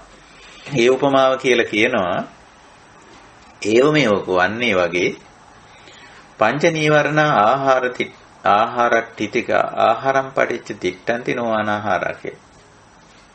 නීවරණ ධර්ම වලට ආහාර කියනවා. නමුත් මම මේ සූත්‍රය තෝරාගත්තේ ඒ කොටසට නෙමෙයි. පහලට ගියාම බොජ්ජංග වලට ආහාර කියනවා. බෝධිඅංග ධර්ම වලට. දැන් ඔන්න මෙහිම කියනවා. පහලට ගියාම සේයතාපි භික්ඛවේ අයං කායෝ ආහාරට්ඨිතිකෝ ආහාරම් පටිච්ච තිට්ඨති නෝ අනාහාරෝ නෝ තිට්ඨති. ඒව මේවකෝ භික්ඛවේ සත්බොජ්ජංගා ආහාරට්ඨිතික ආහාරම් පටිච්ච තිට්ඨන්ති අනාහාරා නෝ තිට්ඨන්ති කියලා. එතකොට සත්බොජ්ජංග වලටත් උපකාරක ධර්ම තියෙනවා. නැත්නම් ආහාර මොකටද? ඒ උප්පාදාය සති සම්බොජ්ජංගස්ස උප්පාදාය මේ උප්පාද කියන එකෙන් අදහස් කරන්නේ හට ගන්නවා කියන අදහස. ඊළඟට uppannassawa සති සම්බොජ්ජංගාය භාවනාය කිව්වොත් ඒක වැඩෙන්න. ඊළඟට පාරිපූර්ය ඒ කියන්නේ පරිපූර්ණ වෙන්න, පිරිපුන් වෙන්න කියන එකයි. එතකොට මෙතන වචන තුනක් පාවිච්චි කරලා තියෙනවා. හටගන්න, වැඩෙන්න, පිරිපුන් වෙන්න. ආහාර තියෙනවා. මෙතක ආහාර කියන එකෙන් අදහස් කරන්නේ මේ කන දේවල් වගේ අදහසක් නෙමෙයි. උපකාරී වෙන දේ කියන එකයි ආහාර කියන එකේ මූලික අදහස. පාලි භාෂාවේ ධර්මයේදී ආහාර කියලා කියන්නේ යමක හට ගැනීමට, යමක පැවැත්මට, යමක පරිපූර්ණත්වයට උපකාරී වෙන දේවල් වලට ආහාර කියනවා. දැන් මෙතනත් එතකොට බොජ්ජංග ධර්ම හතටම ආහාර කියනවා. දැන් මේවා කතා කරද්දී දැනගෙන ඉඳීම වැදගත්. ඒ නිසා මම මේක මේ විදිහට කතා කරේ. එතකොට දැන් අපි වෙලාවේ හැටියට ආහාර එකක් දෙකක් කතා කරොත් දැන් පළවෙනි එක බුදුරජාණන් වහන්සේ ප්‍රශ්නයක් හැටියටම මතු කරලා කෝච බික්කවේ ආහාරෝ අනුප්පන්නස්සවා සති සම්පොජ්ජංගස්ස උප්පාදාය uppannassawa සති සම්පොජ්ජංගස්ස භාවනාය පාරිපූර්ය කියලා. මොකද්ද මේ නූපන් සති සම්පොජ්ජංගේ උපද්දන්න, උපන් සති සම්පොජ්ජංගය වැඩෙන්න, පිරිපුන් වෙන්න උපකාරක ධර්ම මොනවද කියලා ප්‍රශ්නයක් හැටියට මතු කරලා උත්තරේ දෙනවා අත්ති බික්කවේ සති සම්පොජ්ජංගඨානීය ධම්මා. එතකොට මේකෙදී සිහි නුවණ උපද්දා ගැනීමට උපකාරී වෙන ධර්මතා තියෙනවා. සති සම්පොජ්ජංගය බෝධිඅංගයක් බවට පත් කරගන්න උපකාරී වෙන ධර්මතා තියෙනවා. බොජ්ජංගඨානීය ධම්මා කියලා කියන්නේ ඒක. සති සම්පොජ්ජංගඨානීය ධම්මා. සතිය බෝධිඅංගයක් බවට පත්වීමට ඒ ඨාන කියන්නේ ඒ මට්ටම. ඒ தത്വයටපත් වෙන්න උපකාරී වෙන ධර්මතා තියෙනවා. උපකාරක ධර්මතා අත්ති තියෙනවා. අන්න ඒවා තත්ත යෝනිසෝ මනසීකාර බහුලීකාරෝ යටි ඊළඟට කියනවා. ඒවා හොඳට නුවණින් මෙනෙහි කරනවා. යෝනිසෝ මනසිකාර බහුලීකාරෝ නුවණින් මෙනෙහි කරනවා. අයමාහාරෝ අනුප්පන්නස්සවා සති සම්පොජ්ජංගස්ස උප්පාදාය uppannassawa සති සම්පොජ්ජංගස්ස භාවනාය පාරිපූර්ය. එතකොට දැන් මෙතෙන්දී මේ දේශනාවේදී සති සම්පොජ්ජංගඨානීය ධර්ම මොනවද කියලා නැහැ. එහිම ධර්මතා තියෙනවා. ඒවා යෝනිසෝ මනසිකාර බහුලීකාරෝ හොඳට නුවණින් මෙනෙහි කරන්න ඕන කියලා විතරයි කියලා තියෙන්නේ. එතකොට ඒව අපි හොයා ගන්න ඕන. මොනවද මේ සති සම්පොජ්ජංගට්ඨානීය ධර්ම කියලා. නෝ හොයා ගන්න ඕන. ඉතින් ඒව හොයාගෙන යනකොට ඒව නොඑක් තැන්වල දක්වලා තියෙනවා. ඉතින් හැබැයි බොහෝ තැන්වල දක්වලා තියෙන්නේ සතර සතිපට්ඨාන. සති සම්පොජ්ජංගේ වැඩිවීමට නැත්නම් සතිය බෝධිඅංගයක් බවට පරිවර්තනය වීමට නම් සතර සතිපට්ඨානෙම වඩන්න ඕන. දැන් කායානුපස්සනාවේ මුල් කමඨහන් තුන නැති වුණාට ආනාපාන සති, ඉරියාපත සති, සම්පජඤ්ඤ සති කියන තුන එහෙම නැති වුණාට එතන ඉඳලා යන කමඨහන් කායානුපස්සනාවේ විපස්සනා කමඨහන් තුන පටිඝූල මනසිකාර, ධාතු මනසිකාර, සීවතික කාය උපසංහරණ කියන තුන. නව සීවතිකය හැටියට ගත්තොත් 9ක්. ඒක එතකොට 11ක් හැටියට ගත හැකි කමඨහන්. අතන 9යි 2යි 11ක් විදිහට ගන්න පුළුවන්. එතකොට මේ 11 වඩනකොට ඒ වඩනකොට අපිට පේනවා මේ සතිය පවත්තන්නේ යම් කිසි අකුසලයක් ගෙවෙන කුසලයක් වැඩෙන පැත්තට. නැතුව ලෞකික දෙයක් උපයා සපයා ගන්න පැත්තට, ධන දාන්නයක් වර්ධනය කර ගන්න පැත්තට, මිල මුදලක් එකතු කර ගන්න පැත්තට නෙමෙයි යෙදිලා තියෙන්නේ. එතකොට ඒ වගේ පැත්තකට යෙදෙනව නම් සතිය බෝධිඅංගයක් වෙන්නේ නැහැ. සතිය බෝධිඅංගයක් වෙන්න නම් නිතරම අකුසලයක් ගෙවෙන පැත්තට, කුසලයක් වැඩෙන පැත්තට යෙදිලා තියෙනවා. තවත් විදිහකින් කිව්වොත් අකුසලයට අවදි වීමක්, කුසලයට අවදි වීමක් තියෙනවා. දැන් අපි ගත්තොත් ඒ බෝධිඅංග මේ කායානුපස්සනාවේ විදර්ශනා කමඨහන් 11 ගත්තොත් නවසීයතිකේ 9යි, ධාතු මනසිකාරයයි, පටිඝූල මනසිකාරයයි. එහෙමයි මම 11ක් කිව්වේ. එහෙම ගත්තොත් එහෙම බලන්න මේ කමඨහන් දැන් ධාතු මනසිකාරයෙන් මේ පටිඝූල මනසිකාරයේ කතා කරන්නේ ශරීරාංග ගැන තමයි කතා කරන්නේ. හැබැයි දැන් සාමාන්‍ය ලෝකයේ කේසාලෝමානක දන්තා ගැන කතා කරොත් කොහොමද කතා කරන්නේ?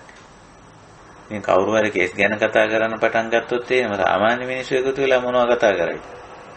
ඒකේ අනුකූල ප්‍රතිකූල දෙක කතා කරන්නේ නැහැ. ඒ කතා කරයි මේ කේස් ඔයාගේ කොණ්ඩේ ඔයාව මෙහෙම පීරලා හරි ලස්සනයි. තව ටිකක් දිගට දිනුනා නම් හොඳයි. මොනවද මේ දික් කරගන්නේ ඒව මොනවද?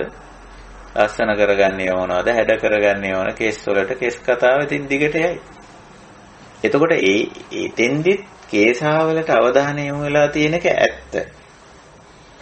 කේස් ගැන කතා කරන එකත් ඇත්ත. කේස් පිළිබඳව යම්කිසි වැඩක යෙදිලා ඉන්න එකත් ඇත්ත. අති ධම්මේචේ විරිය කියන තුනම යෙදිලා තියෙන්නේ දැන් කේස් කියන්නේ. කේස් ගැන අවධානය යොමු වෙලා, කේස් ගැන සෝදිසිමත් වෙලා නේ? අපි හිතමු දැන් කන්නාඩිය ළඟට ගියා කියලා. ඔන්න කේස් ගැන අවධානය යොමු වුණා. යොමු වෙලා දැන් බලනකොට ගහක් දෙකක් ඉදිලා තියෙනවා. දැන් ඔන්න යා ධම්මවිචය. ඒ ධර්මතාවයේ පිළිබඳව සෝදිසිමත්. ධම්මවිචය කියන්නේ ඒකනේ. මොකද්ද දැන් තියෙන ධර්මතාවය? එහෙන් මෙහෙන් සුදු වීගෙන එනවා. ඒකනේ ධර්මතාවයනේ. එතකොට ඒ ගැන එයා සෝදිසිමත්. දැන් එයාගේ වීර්යය යන්නේ කොයි පැත්තටද? අයියෝ මේක හරියන්නේ මේක කලු කරගන්න ඕන. ආදී වශයෙන්. දැන් මේ සතියයි ධම්මවිචයයි විරියයි තුන නිවනට උපකාරී වෙනවද? බෝධිඅංගයක්ද මේ මට්ටමේදී මේ තුන? නෑ. හැබැයි ඔය බෝධිඅංගයක් වෙන්නේ කොහොමද? ඔන්න ඔතෙන්දි තමයි මේ එකම සතිය බෝධිඅංගයක් වෙන්නේ කොහොමද? එකම ධම්මවිචේ බෝධිඅංගයක් වෙන්නේ කොහොමද? විරිය බෝධිඅංගයක් වෙන්නේ කොහොමද කියලා අපිට තේරෙනවා. එතකොට මේක මෙතෙන්ට ප්‍රඥාව කිට්ටු කරොත් තමයි මේක වෙන්නේ. දැන් සතිය නම් සතියේ එහෙම එකක් නෑ. සතියේ ප්‍රඥාවක් කතාව මොකක්වත් නෑ. සතියේ ස්වභාවය අවධානයට යොමු වුණා විතරයි. අපි හිතමු කන්නාඩිය ළඟට ගියා. අවධානය යොමු වුණා කෙස් වලට. කේසා. දැන් ගහක් දෙකක් ඉදිලා තියෙනවා. ඒ දීගෙන එනවා. පේනවා. දැන් මේක දිහා ලෞකික දැක්මෙන් දැක්කොත් එක විදිහකට ප්‍රතිචාර දක්වන්නේ ප්‍රඥාවෙන් දැක්කොත් තව විදිහකට ප්‍රතිචාර දක්වනවා. දැන් ප්‍රඥාවෙන් දකින කෙනාට තේරෙනවා දැන් කළුවට තිබිච්ච ඔය සුදුවේ මගේ කැමැත්ත නම් තියෙන්නේ මගේ අනුකූලයේ තියෙන්නේ කළු පැත්තේ. ඒ වුණාට දැන් පටිකූලයක් ඇවිල්ලා කියන ප්‍රතිවිරුද්ධ ස්වභාවයත් ඔය එන්නේ. ඕක ඒක ඇතුළෙන්ම එන දෙයක්. ඒක ඉතින් ස්වභාවික දෙයක්. හේතුඵල ධර්මතාවයක්, ස්වභාවික සංසිද්ධියක්. ඕක කොහොම තමයි කියලා එයාගේ වීරියක් එනවද වෑයම් කිරීමක් තියනවද සුදු වෙන එක කළු කරන්නේ? වෑයමක් නැහැ. එතකොට එයාගේ වෑයමක් නැද්ද? වෑයමක් ඇත්තෙම නැද්ද? වෑයමක් ඇත්තෙම නැද්ද? වායාමයක් ඇත්තෙම නැද්ද? නෑ, ඒත් වෑයමක් තියෙනවා. හැබැයි අර ලෞකික පැත්තට වෑයමක් එයාගේ නැහැ. නමුත් වෑයමක් තියෙනවා. වායාමයක් තියෙනවා. සමහර විට ඒක සාමාන්‍ය විදිහට තමන්ගේ කේස කලාපේ පිරිසිදු කරලා සරල විදිහට ඒක තියාගන්න වෙන්න පුළුවන් වෑයම. ඒකයි. එහෙම නැත්නම් ඒ අවබෝධය දිගටම පවත්වා ගන්න වෑයම් කිරීමකුත් තියෙන්න පුළුවන්. කවුරු මොනවා කිව්වත් ඉතින් මම දන්නවා ඉතින් ඕක කොහොම තමයි. ඕකට අනවශ්‍ය තරම් දඟලන්න ඕනේ නැහැ. ඕක සෝදලා පිරිසිදු කරලා තියාගත්තම ඇති. එච්චරයි කියලා. ඒ වගේ නිකන් ඒ වෑයමේ තියෙන්නේ අර මෝඩ වෑයමක් නෙමෙයි. මේක මේ කළු කරගන්න ඕන කොහොම හරි සුදු වෙන එක නතර කරගන්න ඕන කියලා අර සෝබාදහම තේරුම් ගන්න නැතුව සෝබාදහමට විරුද්ධව යන මෝඩ වෑයමක් නෙමෙයි අතන තියෙන්නේ. අවබෝධයටපත් වුණාම තියෙන්නේ අන්න අර එක්තරා ප්‍රඥා ගෝචර වෑයමක් එතන නැත්තේ නැහැ තියෙන. නිකන් ඒක සරලව පවත්වා ගන්න වෑයමක් තියෙනවා. ආරි මට්ටමේදීම. එතකොට බලන්න මම මේ බොජ්ජංග ධර්මයක් බවට මේ සතිය ධම්මේචේ විරිය කියන තුන විතරයි මම අද අවධානයට ලක් කරේ. බොජ්ජංග ධර්මයක් බවට පරිවර්තනය වෙන ආකාරය. නැත්තම් සතිය ධම්මේචේ විරිය කාටත් තියෙනවනේ. කන්නාඩිය ළඟට ගියාම යෑමේ හේතුඵලයක් හැටියට තමන්ගේ කේස කලාපයට අවධානය යොමු වෙනවා. දැන් එතකොට අරමුණට අවදිමත් වෙලා ඊළඟට ඒක ගැන ධම්ම විචය ඒකේ ස්වභාවය නිරීක්ෂණය කිරීම ධම්ම විචය කියලා කියන්නේ. ධම්ම කියන්නේ එතන ස්වභාවය. විචය කියන්නේ සෝදිසිමත් වෙනවා කියලා. එතකොට ස්වභාවය පිළිබඳ සෝදිසිමත් වීම එතන සිද්ධ වෙනවා.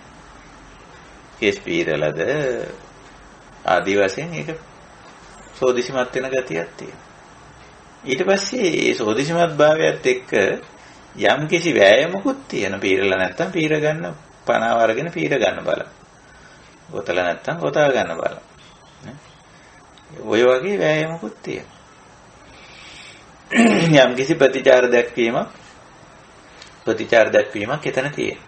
ඉතින් ඕක හැබැයි ඔය වැඩේ කන්නාඩිය ළඟට ගිහිල්ලා ඒ කොණ්ඩේ දිහා බලලා කොණ්ඩේ පීර ගත්තට නිවන් දකින්නේ නැහැ.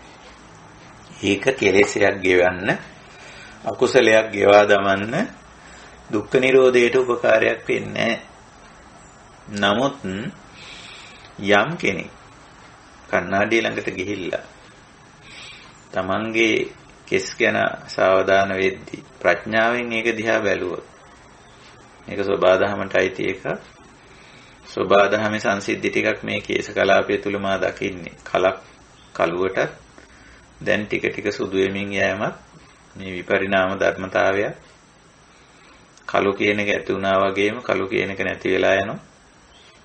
කෙස් ගහ වුණත් ඇති වුණා නැති වෙලා යනවා. කියන ගැඹුරු අවබෝධයට આવොත් අන්න ධම්මවිචය බෝධිඅංගයක් වෙලා. කෙස්වල ස්වභාවය නිරීක්ෂණය වෙලා තියෙන්නේ ප්‍රඥාවෙන්. ඒකයි. ඊළඟට දරන විරියත් බෝධිඅංගයක් වෙලා. මොකද ඒ දරන විරිය ඇතුලේ තියෙන්නේ හුදෙක් කේස කලාපයේ සරලව පවත්වාගෙන යාමට දරන උත්සාහයක් විතරයි. අර කේස කලාපයේ තුල මතුවලා එන ස්වභාවිකත්වයට විරුද්ධව දරන මෝඩ උත්සාහයක් එතන නැහැ. එහෙම එතන නැහැ. මේ මෝඩ උත්සාහය හැමතිස්සෙම දුකට හේතු වෙනවා. නමුත් අර පවත්වා ගැනීම සඳහා දරන සරල උත්සාහය දුකට හේතු වෙන්නේ නැහැ. එතකොට අර පැවැත්ම සඳහා දරන සරල උත්සාහය බෝධිඅංගයක් එතන. විරිය සම්බොජ්ජංග. අනිත් පැත්තෙන් විරිය තියෙන තවත් පැත්තක් තියෙනවා. සමහර විට මේ දක්වා අර මෝඩ උත්සාහයේ දරපු කෙනෙක් වෙන්න පුළුවන් මේ කන්නාඩි ඉස්සරහට ගිය කෙනා. හැබැයි යාට තේරෙනවා මේ දක්වා කරගෙන ආපු මෝඩ වැඩේ. එයා එතන ඉඳලා උත්සාහ කරනවා මේ මෝඩ වැඩේ නොකර ඉන්න. ඒකත් එතකොට විරිය සම්බොජ්ජංගය. මෙතෙක් තමා තුළ පැවති අකුසලය ගෙවා දැමීමට උත්සාහ කිරීම uppannānaṁ akusalaṇaṁ dhammānaṁ පහානාය චන්දං ජනේති වායමති විරියං ආරභති චිත්තං පග්ගණ්ණාති පදහති වශයෙන්. ඊදරන උත්සාහය බොජ්ජංග වීරියක්. ඔන්න ඔය විදිහට මම අද උත්සාහ කරේ මේ බෝධිඅංග ධර්ම වලින් මුල් තුන මේ බෝධිඅංග හැටියට පෙන්නන මේ ධර්මතා තුන සති ධම්මවිචේ විරිය කියන ඒවා මූලික වශයෙන් බෝධිඅංග නෙමෙයි. මූලික වශයෙන් ගත්තම ඒ සබාධමයට අයිති සංසිද්ධි සත්වයා තුළ පවතිනවා එහෙම. අවධානයට යොමු වීම, විමර්ශනයට ලක්වීම, ඒ සම්බන්ධයෙන් ප්‍රතිචාර දැක්වීම කියන තුන. නමුත් ඒක මිනිස්සු දියුණු කරගෙන ලෞකික පැත්තට පාවිච්චි වෙනවා. ඔය තුන. සතිය, සම්පජඤ්ඤේ නැත්තම් ධම්මවිචේ, විරිය. තුන ලෞකික පැත්තට යොමු වෙනවා. නමුත් දැන් මෙතෙන්දී කතා කරන්නේ ලෞකික පැත්තට නෙමෙයි බෝධිඅංගයක් විදියට. නිවනට උපකාරී වෙන ධර්මතාවයක් විදියටයි නෝ පාවිච්චි කරන්නේ. ඉතින්දී නම් අපිට සිද්ධ වෙනවා මේ පැත්තට මේක හරව ගන්න. ඒකයි බෝධිඅංග වඩනවා කියලා කියන්නේ. භාවනා කියන වචනේ මේ සූත්‍රයේ ඉස්සෙල්ලා උප්පාද කියන වචනේනේ පාවිච්චි කරලා තියෙන බුදුරජාණන් වහන්සේ. බෝධිඅංගස්ස උප්පාදාය. නේ? හට ගැනීම පිනිස කියලා. ආරම්භය. ඊළඟට ඒක වඩා ගන්න තවදුරටත් භාවනාය. නේ? ඊළඟට පාරිපූර්ය පිරිපුන් කරගන්න. අන්නේ පැත්තට බෝධිඅංගයක් විදිහට මේක උප්පාද කරගන්න, වඩා ගන්න, පිරිපුන් කරගන්න දරන උත්සාහය බෝධිඅංග වැඩිම. එතකොට බෝධිඅංග වැඩිමෙන් මේ අපි කතා කරන ආසව ගෙවා දැමීමේ හැකියාව තියෙනවා. ඔය විදිහට. හොඳයි. මම ඔයිට වැඩි අදට ඔය සාකච්ඡාව ඉදිරියට ගෙනියන්නේ නැහැ. එතකොට සබ්බාසව සූත්‍රයෙන් අපි වෙනත් සූත්‍රවලට යොමු වුණා. තවත් ඔය වගේ වෙනත් සූත්‍රවලට අපිට යොමු වෙන්න අවශ්‍ය වෙයි නැත්නම් හේතු වෙයි. මේ විදිහට අපි යොමු වෙමු. අද එතකොට මම ඔය අවධානය යොමු කර සූත්‍රය ඔබට පේනවා කොහෙද මේක අන්තර්ගත වෙලා තියෙන්නේ කියලා. සංයුත්ත නිකායේ වර්ග වලින් ගත්තොත් අන්තිම වර්ගේ මහා වර්ගේ. ඊළඟට ඒ මහා වර්ගයට ගියාම තියෙන සංයුත්ත වලින් දෙවෙනි සංයුත්තේ බොජ්ජංග සංයුත්තේ. ඒක ඇරලා බලපුවාම ඒකේ වර්ග වලින් පළවෙනි වර්ගයේ පබ්බත වර්ගයේ දෙවෙනි සූත්‍රය. කියවන්න පුළුවන් මේවා මොනවද කියන්නේ කියලා. මේකේ මුල් කොටසේ තියෙන්නේ ආහාර සූත්‍රය කියලා මේක හඳුන්වලා තියෙන්නේ. කෑම ගැන නෙමෙයි කියන්නේ. මේ කාය සූත්‍රය ගැන කිව්වට ශරීරය ගැන නෙමෙයි කියන්නේ. ආහාර පිළිබඳ කතාවක් තිබ්බට මේක කෑම ගැන නෙමෙයි කියන්නේ. එතකොට මේ කාය කියන එක උපමාවට ගත්තේ ශරීරයේ ආහාර වලින් පවතිනවා වගේ මුලින් පෙන්වන්නේ මේ නීවරණ වලට ආහාරත් කියන. ඒකත් කියව ගන්න එක වැදගත්. දෙවෙනි කොටසේදී මෙන්න මෙතන ඉඳලා පෙන්නනවා බෝධිඅංග ධර්ම වලට ආහාර. ඉතින් බෝධිඅංග ධර්ම වලට ආහාර වල පළවෙනි එක තමයි සති සම්පොච්චංගට්ඨානීය ධර්ම සතිය සඳහා. ධම්මවිචේ සඳහා කියනකොට කියනවා අපි ඒක කතා කරේ නැහැ. දෙවෙනි එකේ ධම්මවිචේට කියන්නේ ඔබට සමහරට පේනවා ඇති මගේ තිරය. එතෙන්දි පෙන්නනවා කුසල අකුසල ධම්ම. ඊළඟට සාවජ්ජ අනවජ්ජ ධම්ම. හීන පනීත ධම්ම, කන්න සුක්ඛ පටිභාග ධම්ම කියලා. අන්න ඒවා තත්ත යෝනිසෝ මනසිකාර බහුලීකාරෝ. අන්න ඒ ධර්ම. එතකොට දැන් ඒවත් මොනවද කියලා අපි දැනගන්නවා. නැත්තම් ওই ධම්මවිචේ කියන එක බෝධි අංගයක් බවට හරව ගන්න බෑ. ඊට පස්සේ විරියට ගියාම පෙන්නනවා ආරම්භ ධාතු, නික්කම ධාතු, පරක්කම ධාතු වශයෙන්. ඔහොම. ඒවත් අපි දැනගන්න ඕනේ. ඒව දැනගත්තේ නැත්නම් මේ බෝධි අංගයක් බවට පත් වෙන්නේ අපේ විරිය. මේවා දැනගත්තේ නැත්නම් බෝධි අංගයක් වෙන්නේ අපේ ධම්මවිචය. මේක දැනගත්තේ නැත්නම් බෝධි අංගයක් වෙන්නේ අපේ සතිය. ඉතින් අපි ඉදිරි සාකච්ඡාවලදී මේවා තව ටිකක් කතා බහ කරමු. ඉතින් ওই විදිහට අද මම අවධානය යොමු කරන්න උත්සාහ කරේ සති ධම්මවිචේ විරිය කියන මූලික ගුණාංග 3 බෝධි අංගයක් බවට පත් කර ගැනීම කියන කාරණය. ඉතින් අපි ඉදිරි අවස්ථාවක ඉදිරි දේවලුත් තවදුරටත් මේවා සාකච්ඡා කරමු. ධම්මවිචේ විරිය කියන කාරණාවලත් තියෙන මේ ආහාර එහෙම නැත්නම් උපකාරක ධර්ම හට ගන්නයි පවතින්නයි පිරිපුන් වෙන්නයි උපකාර වෙන ධර්මතා ඉදිරි අවස්ථාවක සාකච්ඡා කරමු. හොඳයි. ඉතිරි කෙටි කාලය මේ අපිට පුළුවන්කම තියෙනවා අපේ ධම්සභාවේ ඉන්න කල්යාණ මිත්‍රයන්ට කිසියම් අපිට කතා බහ කරන්න යමක් තියෙනවා නම් ඒ සඳහා අවස්ථාව උදා කරගමු කියලා මතක් කරන්න කැමතියි මෙතෙන් සිට. සර්වංශ මේ මෙතන මේ භාවනා පහතබ්බා කියන තැනදී සතිපට්ඨාන සූත්‍රයට වැඩි තැනක් දීපු නැති බවක් පේනවා. ඒක හැබැයි ඉතින් සතිපට්ඨාන සූත්‍රය ගත්තත් ඒකේ උද්ධංග පබ්බේ කියන එකක් ධම්මෝපස්සනාවේ තියෙනවා. නමුත් අපි ඉතින් සාමාන්‍යයෙන් භාවනා අත්පොත හැටියට පාවිච්චි කරන්නේ සතිපට්ඨාන සූත්‍රය. ඒක කොහොමද අපි කියන්නේ? ඔව් දැන් මෙතන මේ සති සම්පොච්චංගේ සති සම්පොච්චංගට්ඨානීය ධම්ම කිව්වම ප්‍රධාන වශයෙන් අදහස් කරන්නේ සතර සතිපට්ඨානේ තමයි. දැන් අත්තිබික්කවේ මම මේකේ ස්ක්‍රීන් එක ආයෙ පෙන්නන්න. මෙතන කියනවානේ අත්තිබික්කවේ අනුප්පන්නස සති සම්පොච්චංගස්ස කියලා. මෙතන කියනවා මේ බොජ්ජංගට්ඨානීය ධම්ම අත්තිබික්කවේ සති සම්පොච්චංගට්ඨානීය ධම්ම. මේ සතිය බෝධිඅංගයක් හැටියට වර්ධනය වීමට උපකාරී වෙන ධර්මතා ටිකක් තියෙනවා. මොනවද ඒ ධර්මතා කියන එක මෙතන කියලා නැති වුණාට වෙනත් තැන්වල කියලා තියෙනවානේ. එතකොට ඒකෙන් අදහස් වෙන්නේ සතර සතිපට්ඨානේ තමයි.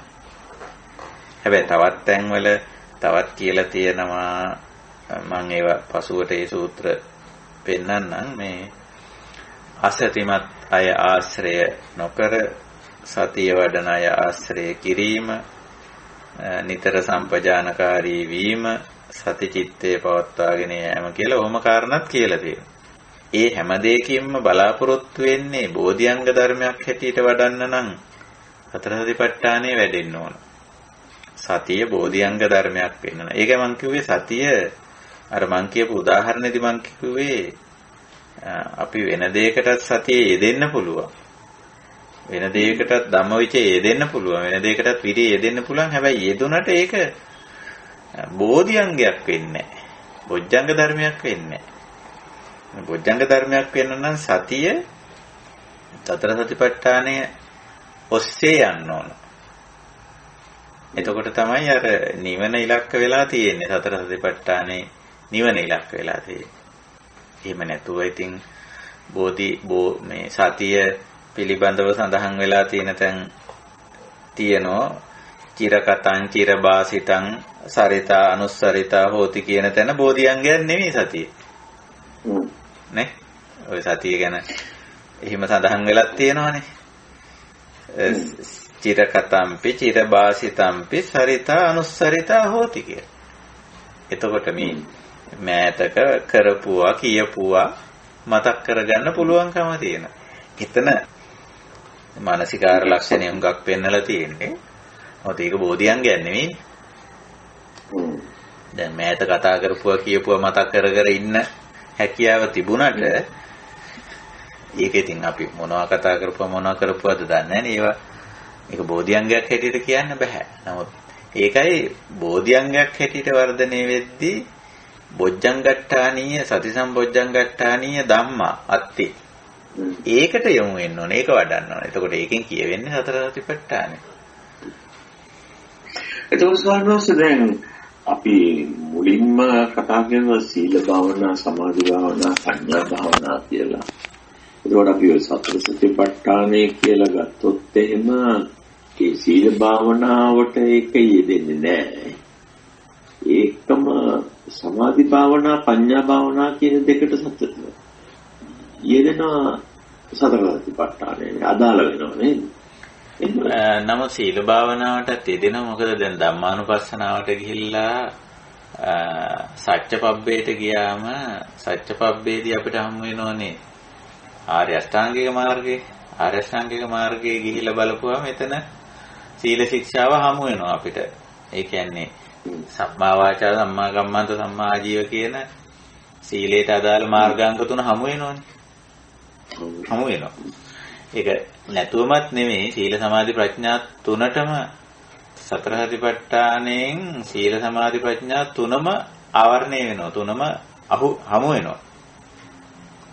ගියා. එතකොට දැන් අපි ඔය මේ භාවනා පහතබ්බා කියන කොටසට ඒක තමයි ඉතින් අපිට අන්තිමේදී ඊටමත් වැදගත් වෙන කොටස මෙතන.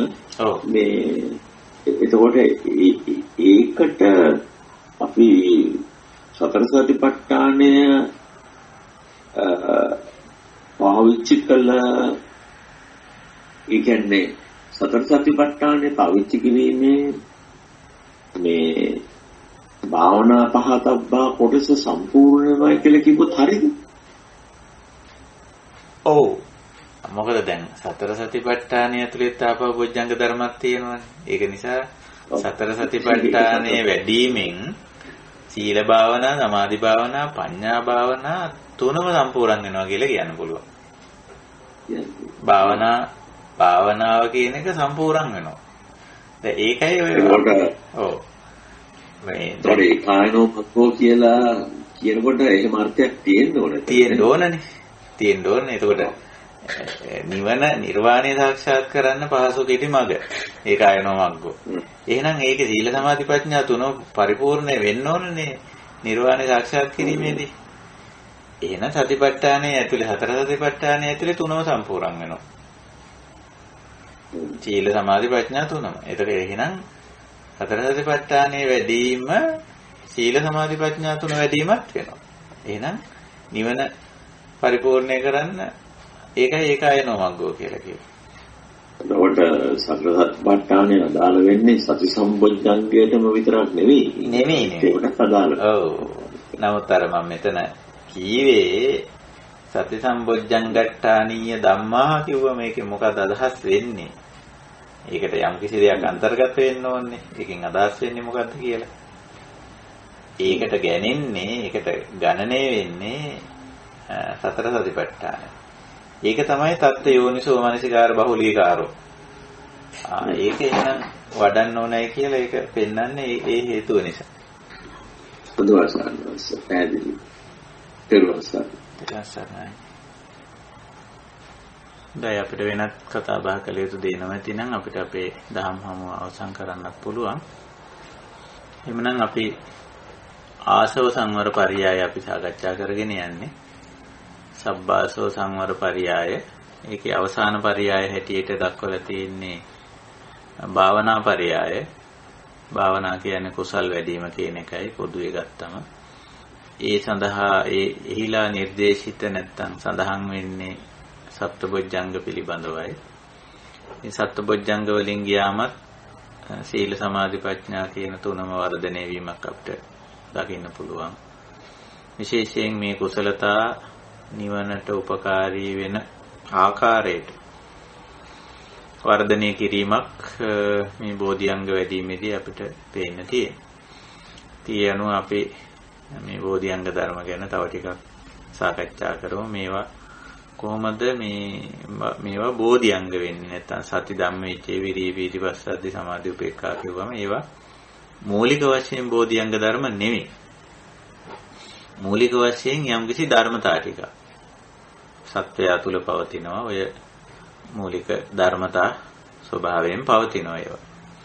නමුත් ඒවා යම්කිසි විදියකට පුරුදු වුණු කරලා වැඩි දියුණු කරලා ඊළඟට වෙනත් මේ නිවන සාක්ෂාත් කිරීමෙහිලා භාවිත කර ගැනීමකුත් කරනවා ඒක. එහෙම දෙයක් මේ තියෙන්නේ.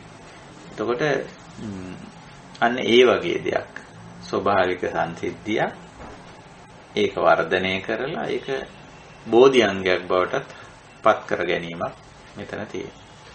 ඉතින් ඔන්න ඔය විදිහට අපි බලමු ඉදිරියට අපේ සභාවේදී මුණ ගැහුනම තවදුරටත් මේ බෝධිඅංග පිළිබඳව සාකච්ඡා කරා.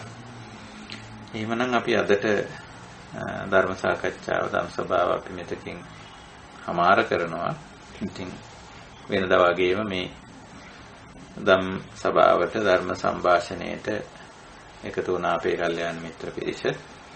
ඉතින් මේ කටයුතු සංවිධානය කිරීමෙන් ඒ වගේම සහභාගී වීමෙන් මේ කාර්යය වඩා සාර්ථක කරගන්න අර්ථවත් කරගන්න අවශ්‍ය කරන කරුණු ඉස්මතු කිරීමෙන් ප්‍රශ්න ගැටළු ඉස්මතු කිරීමෙන් දායක වීමෙන් මේ සියලු ආකාරයෙන් මේ යහපත් කාර්යය සිද්ධ කරගන්න කැප වෙන උනන්දු වෙන දායක වෙන සහභාගී වෙන සියලුම දෙනාට ධර්ම අවබෝධයම වේවා. ඒ තමන්ගේ විමුක්තිය සලසා ගන්නට ඒ වගේම පුළුවන් විදියට ධර්ම සංනිවේදන කටයුතු කරන්නටත් මේ හැම දිනාටම ශක්තිය ධෛර්යය ලැබේවා කියලා අපි ප්‍රාර්ථනා කරනවා. මේ කාර්යයන් දෙකම අපි මේ ජීවිතයේදීම පරම ශාන්ත නිර්වාණ ධර්මයේ සාක්ෂාත් කිරීමට අපි හැම දිනාටම උපනිශ්‍රේ වේවා, උපකාරී වේවා, හේතු වාසනා වේවා කියන උතුම් අධිෂ්ඨානයෙන් අපි සදාම් හමුවනිමා කරනවා. ඒ වගේම මේ ජනිත කරගත් ආ පුණ්‍ය කුසල ශක්තිය හැදු වැඩු මව්පියෝ ශිල්ප ශාස්ත්‍ර ගන්නපු ගුරුතුමන් මේ දහම් මග නිවන් මග යන්නේ ඒ මග එලිපෙහෙලි කරලා දෙන එලිපෙහෙලි කළ දීපු ශාසනීය කල්යාණ මිත්‍රයන් ජීවිතය පවත්වාගෙන යන්නට නන් අයුරින් උදව් උපකාර කරන සහයෝගය ලබා දෙන අපේ ඥාති හිත මිත්‍ර ආදී සියලු දෙනා ඒ වගේම අප සමග ජීවත් වෙලා අදාපාතර නැති පවත්තුණු මියගිය අපේ ජේෂ්ඨ ගුරු දෙමාපිය ආදී කොට ඇති මියගිය ඥාතිවරු ඒ වගේම සියලු යහපත වෙනුවෙන් පෙනී නොපෙනී උදව් උපකාර කරන්නා වූ සියලු සම්‍යක් දෘෂ්ටික දෙවියන් ඇතුළු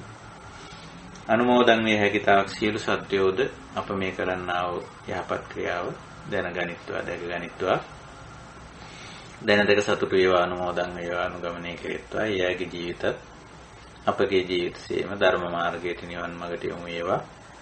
මේ සත්කාරය අපි සියලු දෙනාටම අපගේ පරම ඉලක්කය වන පරම ශාන්ත නිර්වාණ ධර්මයේ සාක්ෂාත් කිරීම පිණිසම උපකාරී වේවා, උපනිශ්‍රේ වේවා, හේතු වාසනා වේවා. හැම දිනාටම තෙරුවන් සරණයි.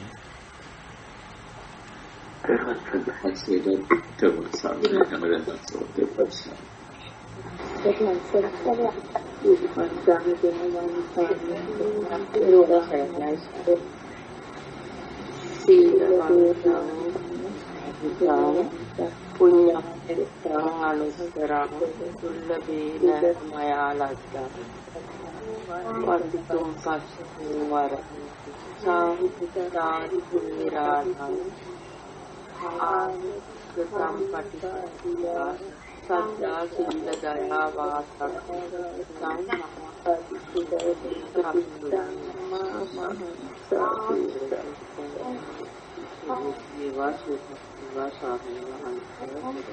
තෙරුවන් සරණයි සෝපත් වේවා.